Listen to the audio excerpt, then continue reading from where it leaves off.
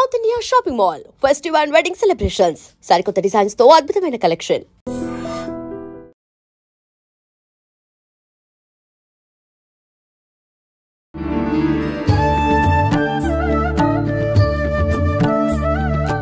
నమస్కారం, welcome to I dream. ధర్మ మార్గం విత్ విజిత కార్యక్రమానికి స్వాగతం. అయితే దీపావళి అనగానే దీపాల కాంతులతో వెలిగిపోయే ఒక రోజుగా చెప్పుకోవచ్చు. అయితే శాస్త్ర ప్రకారంగా కనుక తీసుకుంటే దీపావళి పండగ అనేది 5 రోజులుగా జరుపుకునే ఒక సాంప్రదాయం అయితే ఉంది. కానీ ప్రస్తుత రోజుల్లో చూసుకుంటే ప్రతి ఒక్కరు కూడా 5 రోజులుగా కాకుండా 3 రోజులుగా రాను ఒక్క రోజుగా జరుపుకునేలా మారిపోయింది. అసలు ఎందుకు ఇలా అవుతోంది?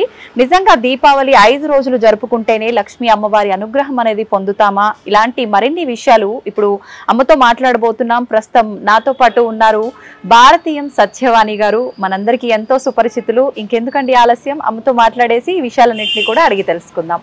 అమ్మ నమస్కారం. నమస్తే అమ్మా, శుభాకాంక్షలు మీకు. అమ్మ దీపావళి శుభాకాంక్షలు అమ్మా. శుభాకాంక్షలు. థ్యాంక్ యూ అమ్మా.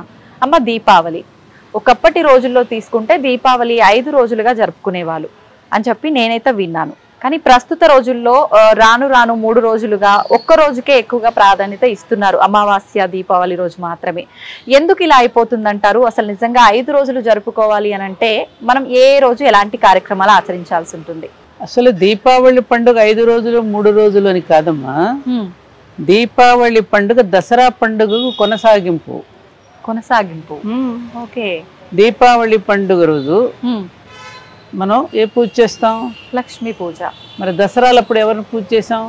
అమ్మవారి పూజే, దుర్గా అమ్మవారు. ఇంకో అమ్మవారికి కూడా చేసాం. ఎవరు? సరస్వతి. మూలా నక్షత్రం రోజు అవును సరస్వతి అమ్మవారికి పూజ చేసాం. అవునమ్మా. మెయిన్ గా ఎవరికి చేసాం? శక్తి స్వరూపుడైనటువంటి పార్వతీ అమ్మవారి పూజలు వివిధ రూపాల్లో కొలుచుకున్నాం. అవును. మరి లక్ష్మీ సంగతి ఏమిటి? ఆ లక్ష్మీదేవి పూజే ఇప్పుడు జరుపుకుంటున్నాం. కాబట్టి దసరా పండుగకు కొనసాగింపే దీపావళి. కానీ ఈ సంగతి చాలా మందికి తెలియదమ్మా. అందుకని సరస్వతి పూజ రోజున చాలా పెద్ద ఎత్తున చేసుకుంటాం. మూలా నక్షత్రం రోజు. అవునమ్మా. ఆ సమయంలో లక్ష్మీ అవతారంగా మనం ఊరికి కొలుచుకుంటాం. కానీ లక్ష్మీ పూజ ఘనంగా ఎక్కడ జరుపుకుంటాం? ప్రత్యేకంగా లేదమ్మా. ప్రత్యేకంగా అసలు పోషణకర్త ఆవిడే కదా. మరి ఆవిడకి జరుపుకోకపోతే ఎట్లా? అందుకని అమ్మవారు, లక్ష్మీ అమ్మవారు అంటే ఎవరు? ప్రకృతి. అందుకని ప్రకృతికి ప్రతీక అయినటువంటి లక్ష్మీ అమ్మవారి యొక్క పూజ దీపావళి పండుగ రోజు జరుపుకుంటాం. నువ్వు అన్నట్టుగా 5 రోజులు కాదు, ముఖ్యంగా 3 రోజులు ఎక్కువగా గుర్తొస్తుంటాయి మనకి. అవునమ్మా. ధనత్రయోదశి. ధనత్రయోదశి అంటున్నావు. దేనిని ధనం అంటారు? కూడా ఇప్పుడు డబ్బు అంటేనే దేన్ని మనం సృష్టించుకున్న రూపాయల అంతే కాదు కదా. దేనిని సంపద అంటారు, దేనిని ధనం అంటారు. ఆ ధనత్రయోదశికి ఏమిటి మూలం? ఈ ధనమంతా మనకి ఎక్కడి నుంచి వస్తుంది? అమ్మవారి దగ్గర నుంచి. అమ్మవారి అంటే ఎట్లా ఇస్తుంది? నువ్వు 100 రూపాయలు ఎవరు తయారు చేస్తున్నారు? 100 రూపాయల నోటు, 500 రూపాయల నోటు, లేకపోతే కాయిన్స్ ఎవరు తయారు చేస్తున్నారు? మనుషులే కదా. ఆ తయారు చేసినట్టు రూపాయి నోటుని భూమిలో పాతి పెడితే మళ్ళీ 100 రూపాయలు పుడతాయా? పుట్టవు కదా. కాబట్టి దీని తయారీ మనిషి తయారు చేస్తున్నాడు. అది మనుషులు తయారు చేసే సంపద అది. కానీ దైవ సంపద అనేది ఒకటి ఉందిగా. ఏదది? ఒక గుప్పెడు విత్తనాలు నువ్వు పొలంలో చల్లితే కొన్ని 100 బస్తాలతో తెచ్చుకుంటున్నావు. నువ్వు ఒక గోవును పెంచితే కొన్ని 1000 గోవులు అవుతున్నాయి. ఒక విత్తనం నాటితే ఆ విత్తనాల ద్వారా ఎన్నో వృక్షాలు పెరుగుతున్నాయి. ఇది దైవ సంపద.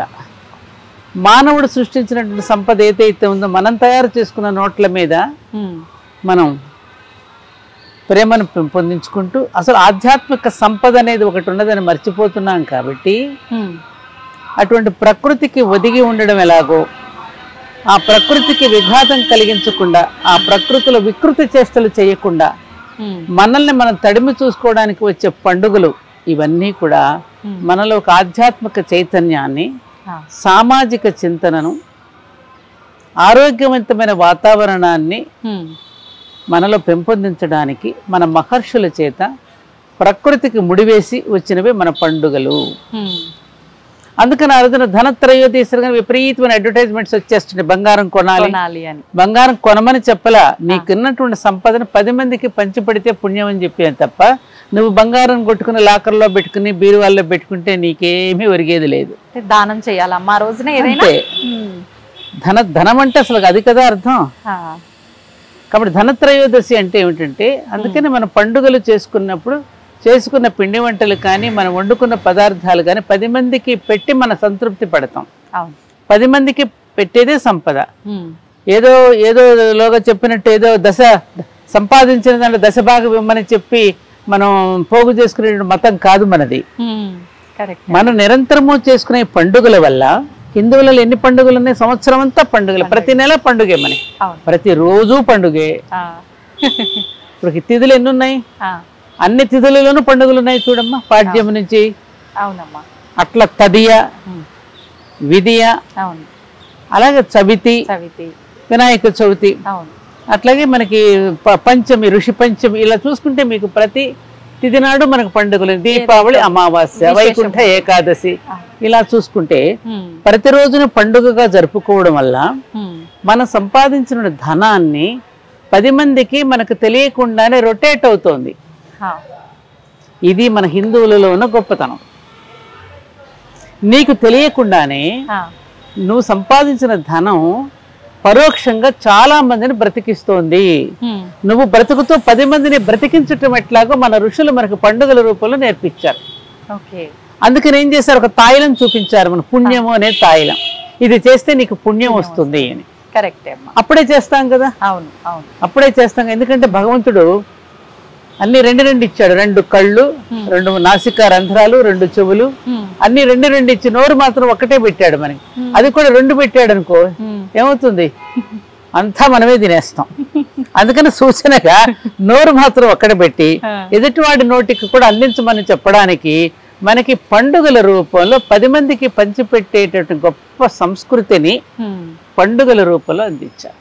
మీరు పల్లెటూర్లకు వెళ్ళండి, పండుగలు, సంక్రాంతి, దీపావళి పండుగలు కానీ చూస్తే గ్రామంలో ఉండే అన్ని వృత్తుల వాళ్ళని భోజనాలకి పిలిచి అందరూ కలిసి భోజనం చేస్తారు. ఇప్పుడు మన కులాలతో కుమ్ములాడుకుంటున్నాం, కానీ ఆ కుల వృత్తులలో ఉన్న గొప్పతనాన్ని గుర్తించడంలా ఆ వృత్తుల వల్లే మనం జీవించగలుగుతున్నాం. ఈ కుల వృత్తులలో ఉన్న వాళ్ళు ఏ ఒక్కరు లేకపోయినా మనకు జీవితం నడవదు, గడవదు. అవునా కదా? సృష్టి కూడా నిలవదు అసలు. అందుకని అందరినీ ఆదరించడం కోసం, అందరినీ గౌరవించుకోవడం కోసం, పరస్పరం సహకరించుకోవడం కోసం పండుగల రూపంలో సామూహికంగా భోజనాలు చేసి మనం వండినటువంటి పదార్థాలు అందరికీ పంచిపెట్టుకుంటూ ఆనందంగా చేసుకోవడాన్ని పండుగ అంటారు. అటువంటి పండుగలు దీపావళి పండుగ అనేటువంటిది చాలా ముఖ్యమైనటువంటి పండుగ. కానీ ధనత్రయోదశి రోజున మనం పిచ్చిగా బంగారపు కొట్లకి ఎగబడి అనవసరంగా దాన్ని పోగు చేసుకుని అనవసరంగా ఇక్కట్లు కొని తెచ్చుకోవడం కోసం కాదు. ఆ బంగారం కొనడానికి మళ్ళీ భర్తల్ని ఇబ్బంది పెట్టడం, ఆ భర్తలు మళ్ళీ లంచాలు తీసుకోవడం, రకరకాలు మళ్ళీ నగలన్నీ వేసుకుని ఏం చేస్తారు? 10 మందిలో ఇంకా కొంతమందిలో అసూయని పెంచడం, ఇంతే కదా జరిగేది. కాబట్టి ఏది ధనం, ఏది నిజమైన సంపద, అవన్నీ గ్రహించుకోవడానికి కోసమే ఎప్పటికప్పుడు మనల్ని మనం సరిచేసుకోవడం కోసమని ప్రకృతికి ముడివేసి మనకి పండుగలు అందించారు. అలాగే నరక చతుర్దశి మరునాడు వస్తుంది. నరకాసురుడు అనేటువంటి రాక్షసుడు కన్నెలను చెరపట్టి నానా రకాలుగా వాళ్ళని ఇబ్బందులు పెడుతూ ఉంటే అప్పుడు శ్రీకృష్ణుడు విడిపించడానికి బయలుదేరాడు కదా. ఆ కథ అంతా మీకు తెలుసు. అప్పుడు సత్యభామ కూడా తాను కూడా వెళుతుంది, నరకాసురుడితో యుద్ధం చేస్తుంది. తనకి కొడుకు అవుతాడు నరకాసురుడు. కొడుకు గనక తప్పు చేస్తే, ఇది బాగా వినాలి మనందరం, చాలా మంది తల్లులు ఏం చేస్తారు, కొడుకులు కూడా తప్పు చేస్తూ ఉంటే వెనకేసుకొస్తుంటారు వాళ్ళు. సత్యభామ అలా చేయలా. తన కొడుకైనప్పటికీ కూడా కన్నెలను చెరపట్టి ఆ విధంగా పాడు చేస్తూ ఉంటే తన కొడుకును కూడా సంహరించి తలకాయ తెగ్గొట్టి నేల మీదకి విసిరేసింది. ఇక్కడ ఆ సందేశం ఎందుకు అందుకో మనం, ఒరే ఇంత సంపాదన ఎక్కడదరా నీకు, నీకు వచ్చే జీతం ఎంత, నువ్వు తెస్తున్న డబ్బు ఎంత, ఎక్కడి నుంచి పట్టుకొస్తున్నావు ఇదంతా నువ్వు? నిన్న తీయగలగాలి. అవునమ్మా కదా. అడుగుతున్నారా? అట్లా అడగట్లే. చిన్నప్పుడు మనం కథ చదువుకున్నాం చూడు, అమ్మా చిన్నప్పుడు నేను తోటకూర దొంగిలించినప్పుడే నువ్వు నన్ను మందలించి ఉంటే ఇవాళ గజ దొంగగా రూపొందేవాడిని కాదు కదా. నేను చిన్నప్పుడే తప్పు చేస్తున్నప్పుడు ఎప్పటికప్పుడు నన్ను మందలించి నువ్వు కోప్పడి గనక సరిచేస్తే, కాబట్టి తప్పెవరు, నా తల్లే తప్పు చేసింది, తల్లికే శిక్ష వేయండి అన్నాడు. ఒక కథ ఉంది, మనం చిన్నప్పటి నుంచి చదువుకున్నాం. కాబట్టి తప్పు నా తల్లిదే, నేను కాదు ఈ దొంగగా రూపొందడానికని. అక్కడ సత్యభామ నుంచి మనం నేర్చుకోవాల్సింది ఏమిటంటే అది. అంతేకాదు, పురుషుల నేపథ్యం ఉంటుంది, కానీ ఈ స్త్రీ ఎప్పుడూ కూడా సాధించలేనిదంటూ లేదు. అందుకని దసరా రోజున మన అమ్మవారు ఆఫ్టర్ ఆల్ ఏ ఉమ్మ నన్నేం చేస్తుందని చెప్పి మహిషాసురుడు వరం కోరుకున్నాడు కదా, స్త్రీలను ఏదో చిన్న చూపు చూశాడు. అటువంటి స్త్రీలు అబలలు కాదు సబలలు నిరూపించడం కోసమని, శక్తివంతులను నిరూపించడం కోసమని దేవతలందరూ సహకరిస్తే, తల ఒక ఆయుధం ఇస్తే అమ్మవారిని యుద్ధం చేసి రాక్షసులను సంహరించింది. ఇక్కడ సత్యభామ కూడా అంతే. క్రెడిట్ శ్రీకృష్ణుడికి ఇవ్వడానికి మొర్చపోయింది, తాను చేయలేక కాదు. అందుకని భారత స్త్రీ ఎప్పుడు కూడా క్రెడిట్ ఎప్పుడు భర్తకి ఇస్తుంది. అతడిని ముందు నిలబెడుతూ తన వెనకాల ఉంటుంది.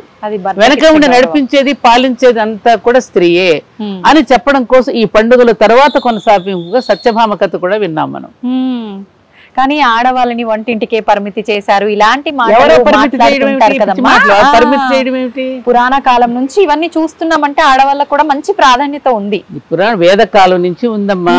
గొప్ప గొప్ప బ్రహ్మవాదుల దగ్గర నుంచి పురుషులను ప్రశ్నలు వేసి వాళ్ళకి దెమ్మ తిరిగేటట్టు ప్రశ్నలు వేస్తే ఏ పురుషుడు సమాధానం చెప్పలేకపోయాడు. ఇప్పటికీ వాళ్ళకి సమాధానం దొరకడల్లా స్త్రీని గురించి వాళ్ళకి. అందుకని నా స్త్రీ స్వాతంత్రం అర్హత అంటే ఆవిడకి స్వాతంత్రం లేదని కాదు అర్థం, ఆమెకు రక్షణ అవసరం. ఆవిడ చక్కగా ప్రోత్సాహం, ఆమెకు రక్షణ నువ్వు ఇస్తున్న కొద్దీ ఆవిడ నీకు సేవించుకుంటుంది అని అన్నారు తప్ప ఆమెకు స్వాతంత్రం లేదని ఎవరు చెప్పారమ్మా? ఇప్పుడు ఎంతమంది స్త్రీలను చూస్తున్నాం మనం. అవునమ్మా, ముచ్చటేస్తోంది, బ్రహ్మాండమైనటువంటి పనులు చేయగలుగుతున్నారు. వాళ్ళు చేయలేక కాదు, అన్ని వీళ్ళే చేసేస్తే మరి పురుషుడికి ఏంటి పాత్ర నువ్వు చెప్పు, నువ్వు ఆలోచించు. అంతే, మా దగ్గర శక్తి ఉంది కదా అని అన్నిట్లోనూ మనమే బయలుదేరామనుకో అసహ్యంగా ఉంటది. అది పురుషుడికి కూడా ఒక పాత్ర ఇవ్వాలి కదా, ఉండాలి. అతనిని సమర్థుడిగా తయారు చేసి సమాజానికి అప్పగిస్తుంది స్త్రీ, వెనకాల ఉండి నడిపిస్తుంది. సౌశీల్యం స్త్రీ అయితే సామర్థ్యం పురుషుడిది. ఈ సౌశీల్యము సామర్థ్యము కలిపితే వివేకం అనేటువంటి పుత్రుడు జన్మిస్తాడు. అందుకని స్త్రీకి ఆ సౌశీల్యం ఉన్నంత వరకు స్త్రీ అందం సౌశీల్యంలో కనపడుతుంది.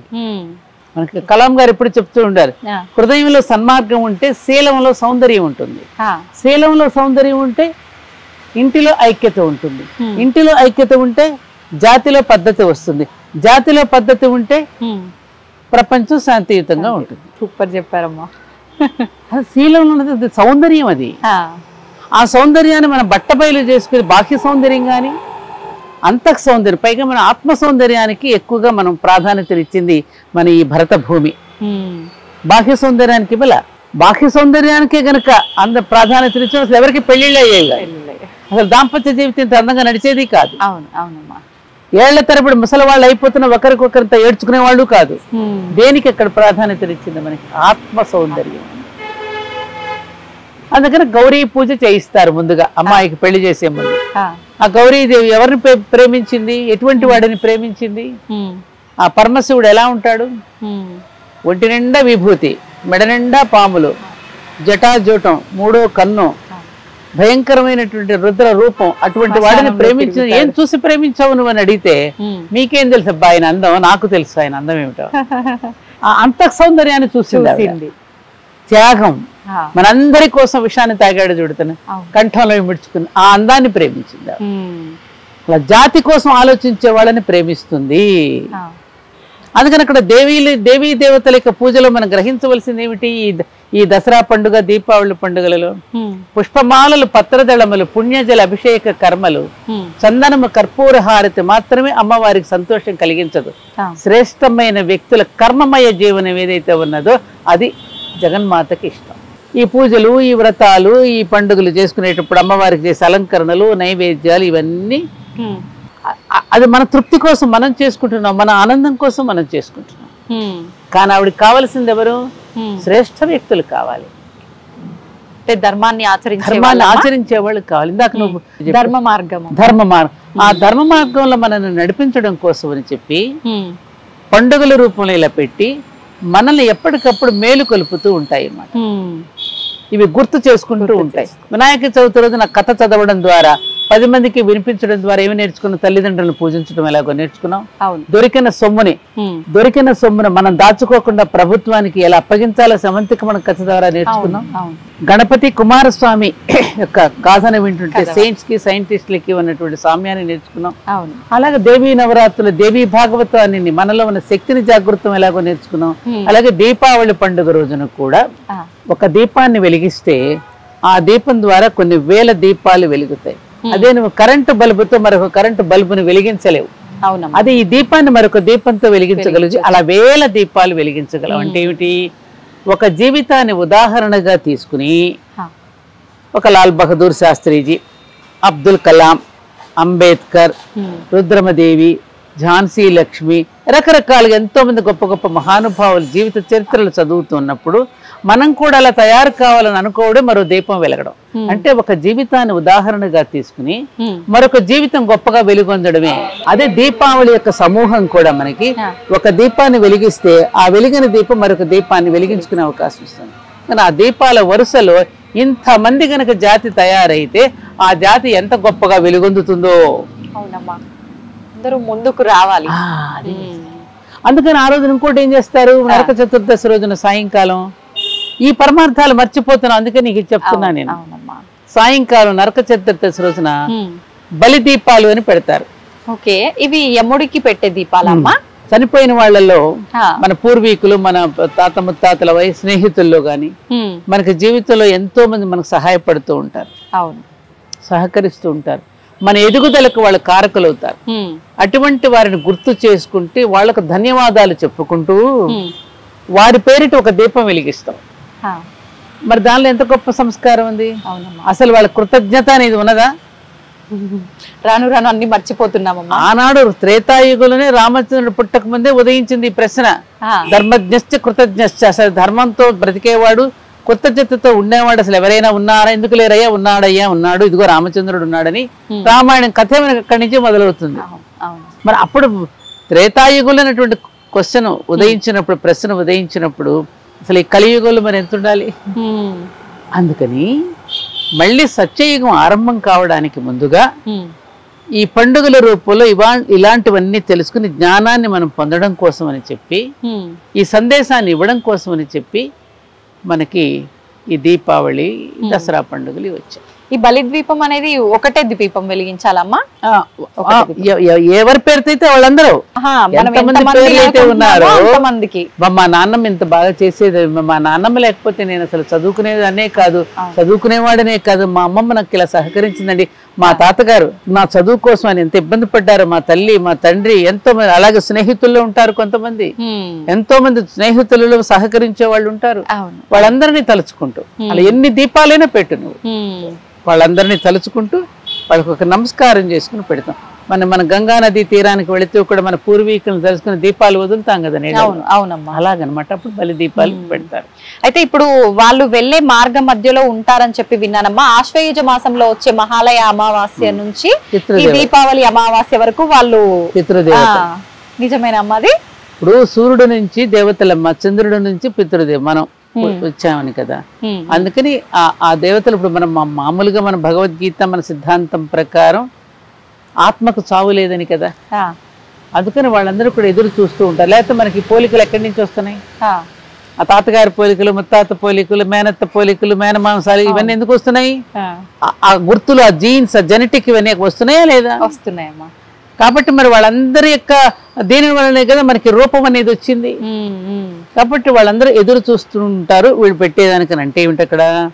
ఆ పితృదేవతలను ఆరాధించడం ద్వారా, ఆ పితృదేవతలకు ఆశీస్సులు పొందడం ద్వారా మన జీవనయానం సుఖప్రదంగా నడుస్తుంది. మనకు వాళ్ళు మీడియేటర్స్ గా ఉండి ఆ దేవతలతో మనకందరికి అక్కడి నుంచి ఆశీస్సులు అందిస్తూ ఉంటే, ఆశీస్సులు అందుకుని మనం పెద్దలు ఎలా బ్రతికారో వాళ్ళలాగా మనం బ్రతకడం కోసం, ఆశీస్సులు పొందడం కోసం చేస్తాం. ఓకే అమ్మా, దీపావళి ఇప్పుడు నరకాసురుణ్ణి వధించటం వలన మనం విజయం పొందాము అని చెప్పి జరుపుకోవటము దీపావళి కాన్సెప్టా? లేదు అంటే నేను ఇంకొకటి విన్నా, రాముడు అయోధ్యకు తిరిగి రావటము, వాళ్ళంతా దీపాలతో ఆహ్వానం పలకటము, ఏ ఉద్దేశంతో జరుపు? అంటే అదే రోజున శ్రీరామచంద్రుడు కూడా పట్టాభిషిక్తుడు అక్కడ నుంచి సీతాదేవిని తరలి వచ్చి అయోధ్యకు చేరుకున్న రోజు కూడా దీపావళి రోజు అని చెప్పేసి కూడా ఆ రోజున అయోధ్య నగరం అంతా అలంకరించుకుని దీపాలు వెలిగించుకున్నారనేది కూడా మనకి రామాయణం ద్వారా మనం తెలుసుకున్న విషయం. కాబట్టి ఏది ఏ విజయం సాధించినా, ఎవరు ఏ విజయం సాధించినా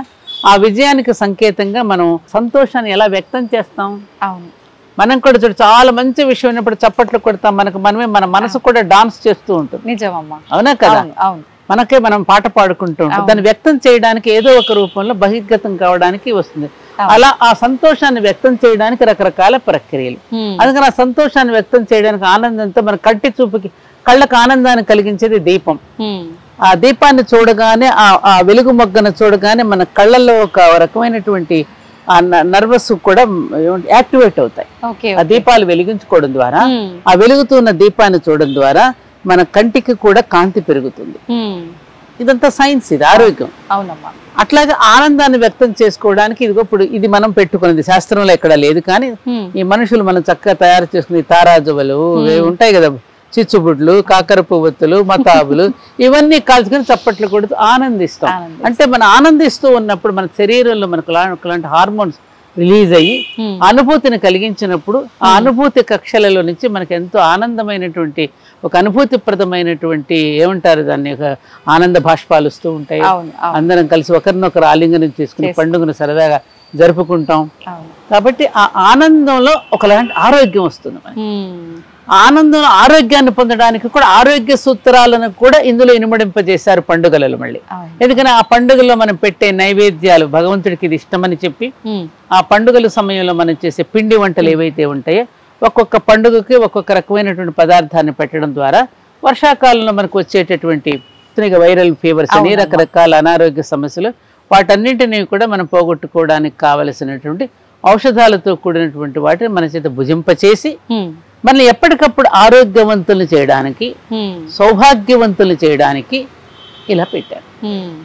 అమ్మ, దీపావళి రోజు నివాళులు అని చెప్పి ఇస్తూ ఉంటారు. అది ప్రాంత ఆచారంగా కొన్ని దగ్గరలో ఉంటుంది. నివాళులు అంటే ఇంట్లో మగవారిని కూర్చోబెట్టి నివాళులు ఇవ్వటం, ఇదంతా ఎక్కువ తెలంగాణ ప్రాంతంలో. పిల్లలకి మాకుండేది, పిల్లలకి మన దీంట్లో ఉమ్మెత్తకాయలు అంటారు చూసా. అవునమ్మా, ఉమ్మెత్త కోసి దీపం వెలిగించి పెట్టి గుమ్మటం తయారు చేసి పిల్లల చుట్టూ తిప్పేసి దిష్టిలాగా పిల్లల చుట్టూ తిప్పి వేలాడేస్తారు. నువ్వు అన్నట్టుగా ఈ పండుగలన్నీ ఒక ప్రాంతానికి ఒక్కొక్క సంప్రదాయం. అవునమ్మా, కరెక్ట్. అయితే అమ్మా, ఆ రోజు స్నానం చేసే విధానం కూడా, అంటే ఒంటికి నలుగు పెట్టుకొని నువ్వుల నూనె ఇదంతా కూడా నువ్వుల నూనెలో లక్ష్మీదేవి ఉంటుందని, నువ్వుల నూనె శరీరానికి మర్దన చేస్తే మన శరీర కోశాలలో ప్రతి నాడులలోకి ద్వారా వెళ్ళి ఆ నువ్వుల నూనె పెట్టుకున్న తర్వాత మనం ఆ సునిపిండితో నలుపుకుని స్నానం చేయడం ద్వారా మళ్ళీ బాడీ యాక్టివేట్ అవుతుంది. మనలో ఉన్న ఏమంటారు డీటాక్సిన్ ఇది అంటారు కదా, అవన్నీ పోగొట్టడం కోసం అని చెప్పి మాడుకు నువ్వుల నూనెతోనే పిల్లలకి చక్కగా మర్దన చేసి నరక చతుర్దశి రోజున తలస్నానం చేసి, నరక చతుర్దశి రోజున తలస్నానం చేస్తారు. అందుకని నువ్వుల నూనెకి ఆ ప్రాముఖ్యత. లక్ష్మీదేవి అందులో ఉంటుంది. ఇప్పుడు పిల్లలు అడుగుతారు, ఇప్పుడు ఈ కాలంలో చెప్పడం పర్సానిఫికేషన్ అమ్మ, ఒక సంపద, ఒక దీనికి ఒక పేరు పెట్టాం మనం. భూమాత అన్నాం, గోమాత, తిరుగాడే గోమాత ఉన్నది, ప్రకృతి మాత, భారత మాత. అంటే ఒక దీనికి ఒక పర్సానిఫికేషన్ అనమాట. అంటే ఏంటి, ఒక ధర్మం అనేటటువంటిది ఎలా ఉండాలంటే రాముడుగా దిగి వస్తే ధర్మం అంతే. చెట్టు తత్వం పండులో దిగి వచ్చినట్టుగా, చెట్టు తత్వం ఒక పువ్వులో దిగి వచ్చినట్టుగా, సృష్టిలో ఉన్న ఒక తత్వం అంతా ఒక దాంట్లో దిగి వస్తుంది కదా. ఆ తత్వానికి మన మాతృస్వరూపంగా భావించుకుని పూజ చేయటం అనేటువంటిది మనకి సంప్రదాయంగా వచ్చింది. అలా అయితేనే మనకు అర్థం అవుతుంది కదా. అందుకని లక్ష్మీదేవి నూనెలో ఉంటుంది అని అంటే అక్కడ ఏమిటి, లక్ష్మి అంటే ఏమిటి, సంపద. దానిని మనం ఆచరించడం ద్వారా ఏం జరుగుతుంది మనకి, ఆరోగ్యం అనేది, ఆరోగ్యమే మహాభాగ్యం అని ఎందుకన్నారు, సంపదేగా మరి. అవునమ్మా. అందుకని ఆ సంపదని ఈ వివిధ రూపాలలో మనకి గోచరింపచేటట్టు చేశారు. అందుకని ఆ తిల దీపాలు వెలిగించడం ద్వారా ఆ దీపం వెలుగుతూ ఉన్నప్పుడు ఆ దీపంలో ఉన్నటువంటి నూనె హరించుకుపోతూ ఉన్నప్పుడు ఆ దీప ఆయిల్లో ఉన్నటువంటి ఆ ఇదైతే ఉన్నదో ఏమంటారు దాని ఔషధ గుణాలు, అది వాతావరణంలోకి వెళ్ళి వాతావరణం బాగుంటుంది. దీపాలు వెలిగించడం కూడా నువ్వుల నూనెతోటే వెలిగించాలా? నువ్వులు ఎక్కువగా మనం నువ్వుల నూనెతోనే వెలిగిస్తాం. ఆవు నెయ్యి, ఎంతమంది ఆవు నెయ్యి పెట్టగలుగుతారు? స్తోమత ఉండదు. అమ్మ, మరి దీపావళి రోజు శాస్త్ర ప్రకారంగా ఆచరించాల్సిన నియమాలు ఏంటమ్మా? ఆ రోజు మనం లక్ష్మీ అమ్మవారి పూజ అయితే ఏంటి, ఇంకా ఎటువంటి ఆచారాలు ఉంటాయి? ఒకటమ్మా, ఈ ఆచారాలు వ్యవహారాలు వచ్చేసరికి ఇదే ఇథెంటిక్, ఇలాగే ఆచరించాలి అని మనం ఏది చెప్పలేం. ఇందాక నువ్వు అన్నట్టుగా ప్రాంతాల వారీగా ఒక్కొక్క ప్రాంతానికి ఒక్కొక్క ఆచారం ఉంటుంది. మెయిన్ గా మన దీపాలు అనుకున్నాం. దీపాలు అనగానే మట్టి ప్రమిద, అది భూమికి ప్రతీక. భూమి ఒక ప్రమిద మీద ఇంకొక ప్రమిద పెడతాం, రెండు వెలిగించి భూమి మీద పెట్టి మన అంటే మన దేహానికి ప్రతీక ప్రమిద. దాంట్లో ఉండేటటువంటి ఆయిల్ మన మనసు, ఆ ఒత్తి మన బుద్ధి. ఓకే. ఆ బుద్ధి వెలుగుతూ ఉన్నంతసేపు అరే నీ బుద్ధి ఉందా లేదా అంటాం మనం. ఆ బుద్ధి వెలగాలిగా, అది వెలుగుతూ ఉంటే అవతల వాడికి కూడా ఆనందం. ఆ వాతావరణంలో ఒక రకమైనటువంటి ఒక పరిశోధన జరుగుతుంది. ఆ దీపాలను చూస్తున్నప్పుడు మనకు ఆనందం కలుగుతుంది. రెండోది ఏమిటంటే అందరం కలిసిమెలిసి పండుగలు ఒక కలివిడితనం ఏర్పడుతుంది. ఆడపిల్లలు చక్కగా పట్టు పరికిణి వేసుకుని ఓణి వేసుకుని చక్క వాలుజడ వేసుకుని ముగ్గులు దీపాలలో సవరిస్తూ పెట్టుకుంటూ పోతూ ఉంటే ఇల్లు ఎంత కళకళలాడుతుంది. అవునమ్మా, ఎంత ఆనందంగా ఉంటుంది. నిజంగా నువ్వు ప్యాంటు షర్ట్ వేసుకుని దీపం పెట్టి ఎలా ఉంటుంది, అదే ఒక చక్కగా చీర లంగా జాకెట్టు వేసుకుని మంచి జడ వేసుకుని బొట్టు పెట్టుకుని చేతులకి గోరింతాకు పెట్టుకుని పాళ్ళకి పాదారం పెట్టుకుని అమ్మాయిని చూస్తే ఎలా అనిపిస్తుంది మనసుకి. అమ్మవారే తిరుగుతుంది అలా కదా. అవును, అమ్మవారి. అందుకని అమ్మాయి పుట్టగానే ఎవరితో పోలుస్తారు, మా ఇంటికి లక్ష్మీదేవి వచ్చి. మరి ఎందుక లక్ష్మీ కళని ఎందుకు పోగొట్టుకుంటున్నాం? అవునమ్మా, లక్ష్మీ కళ మంచిదా ప్రేత కళ మంచిదా? లక్ష్మీ కళే మంచిది. మరి ప్రేత కళతో ఎందుకు కనపడాలి మనం, లక్ష్మీ కళతో ఎందుకు కనపడాలి? ఫ్యాషన్ అనమ్మా, రోజు రోజుకి. అదే అదే ఫ్యాషన్ రెండు వచ్చినాయి. అదేమ్మా పండుగలు. అయితే అమ్మా ఆ రోజు ప్రత్యేకించి చిన్న చిన్న వ్యాపార సంస్థల నుంచి చిన్న బండి పెట్టుకున్న వాళ్ళ దగ్గర నుంచి పెద్ద వ్యాపారస్తుల వరకు కూడా చాలా ఘనంగా జరుపుకుంటారు లక్ష్మీ పండుగ అనేది. ఆ రోజు ఎక్కువగా చూస్తే మార్వాడీస్ ఇంకా ఘనంగా చేసుకుంటారు. ఎందుకనమ్మా? ఆ రోజున వాళ్ళు ఉంటాయి కదా ప్రతి సంవత్సరం వేసే లెక్కలని, దస్తావేజ్ ఏమంటారు దాన్ని, పట్టి రాసుకుంటారు కదమ్మా.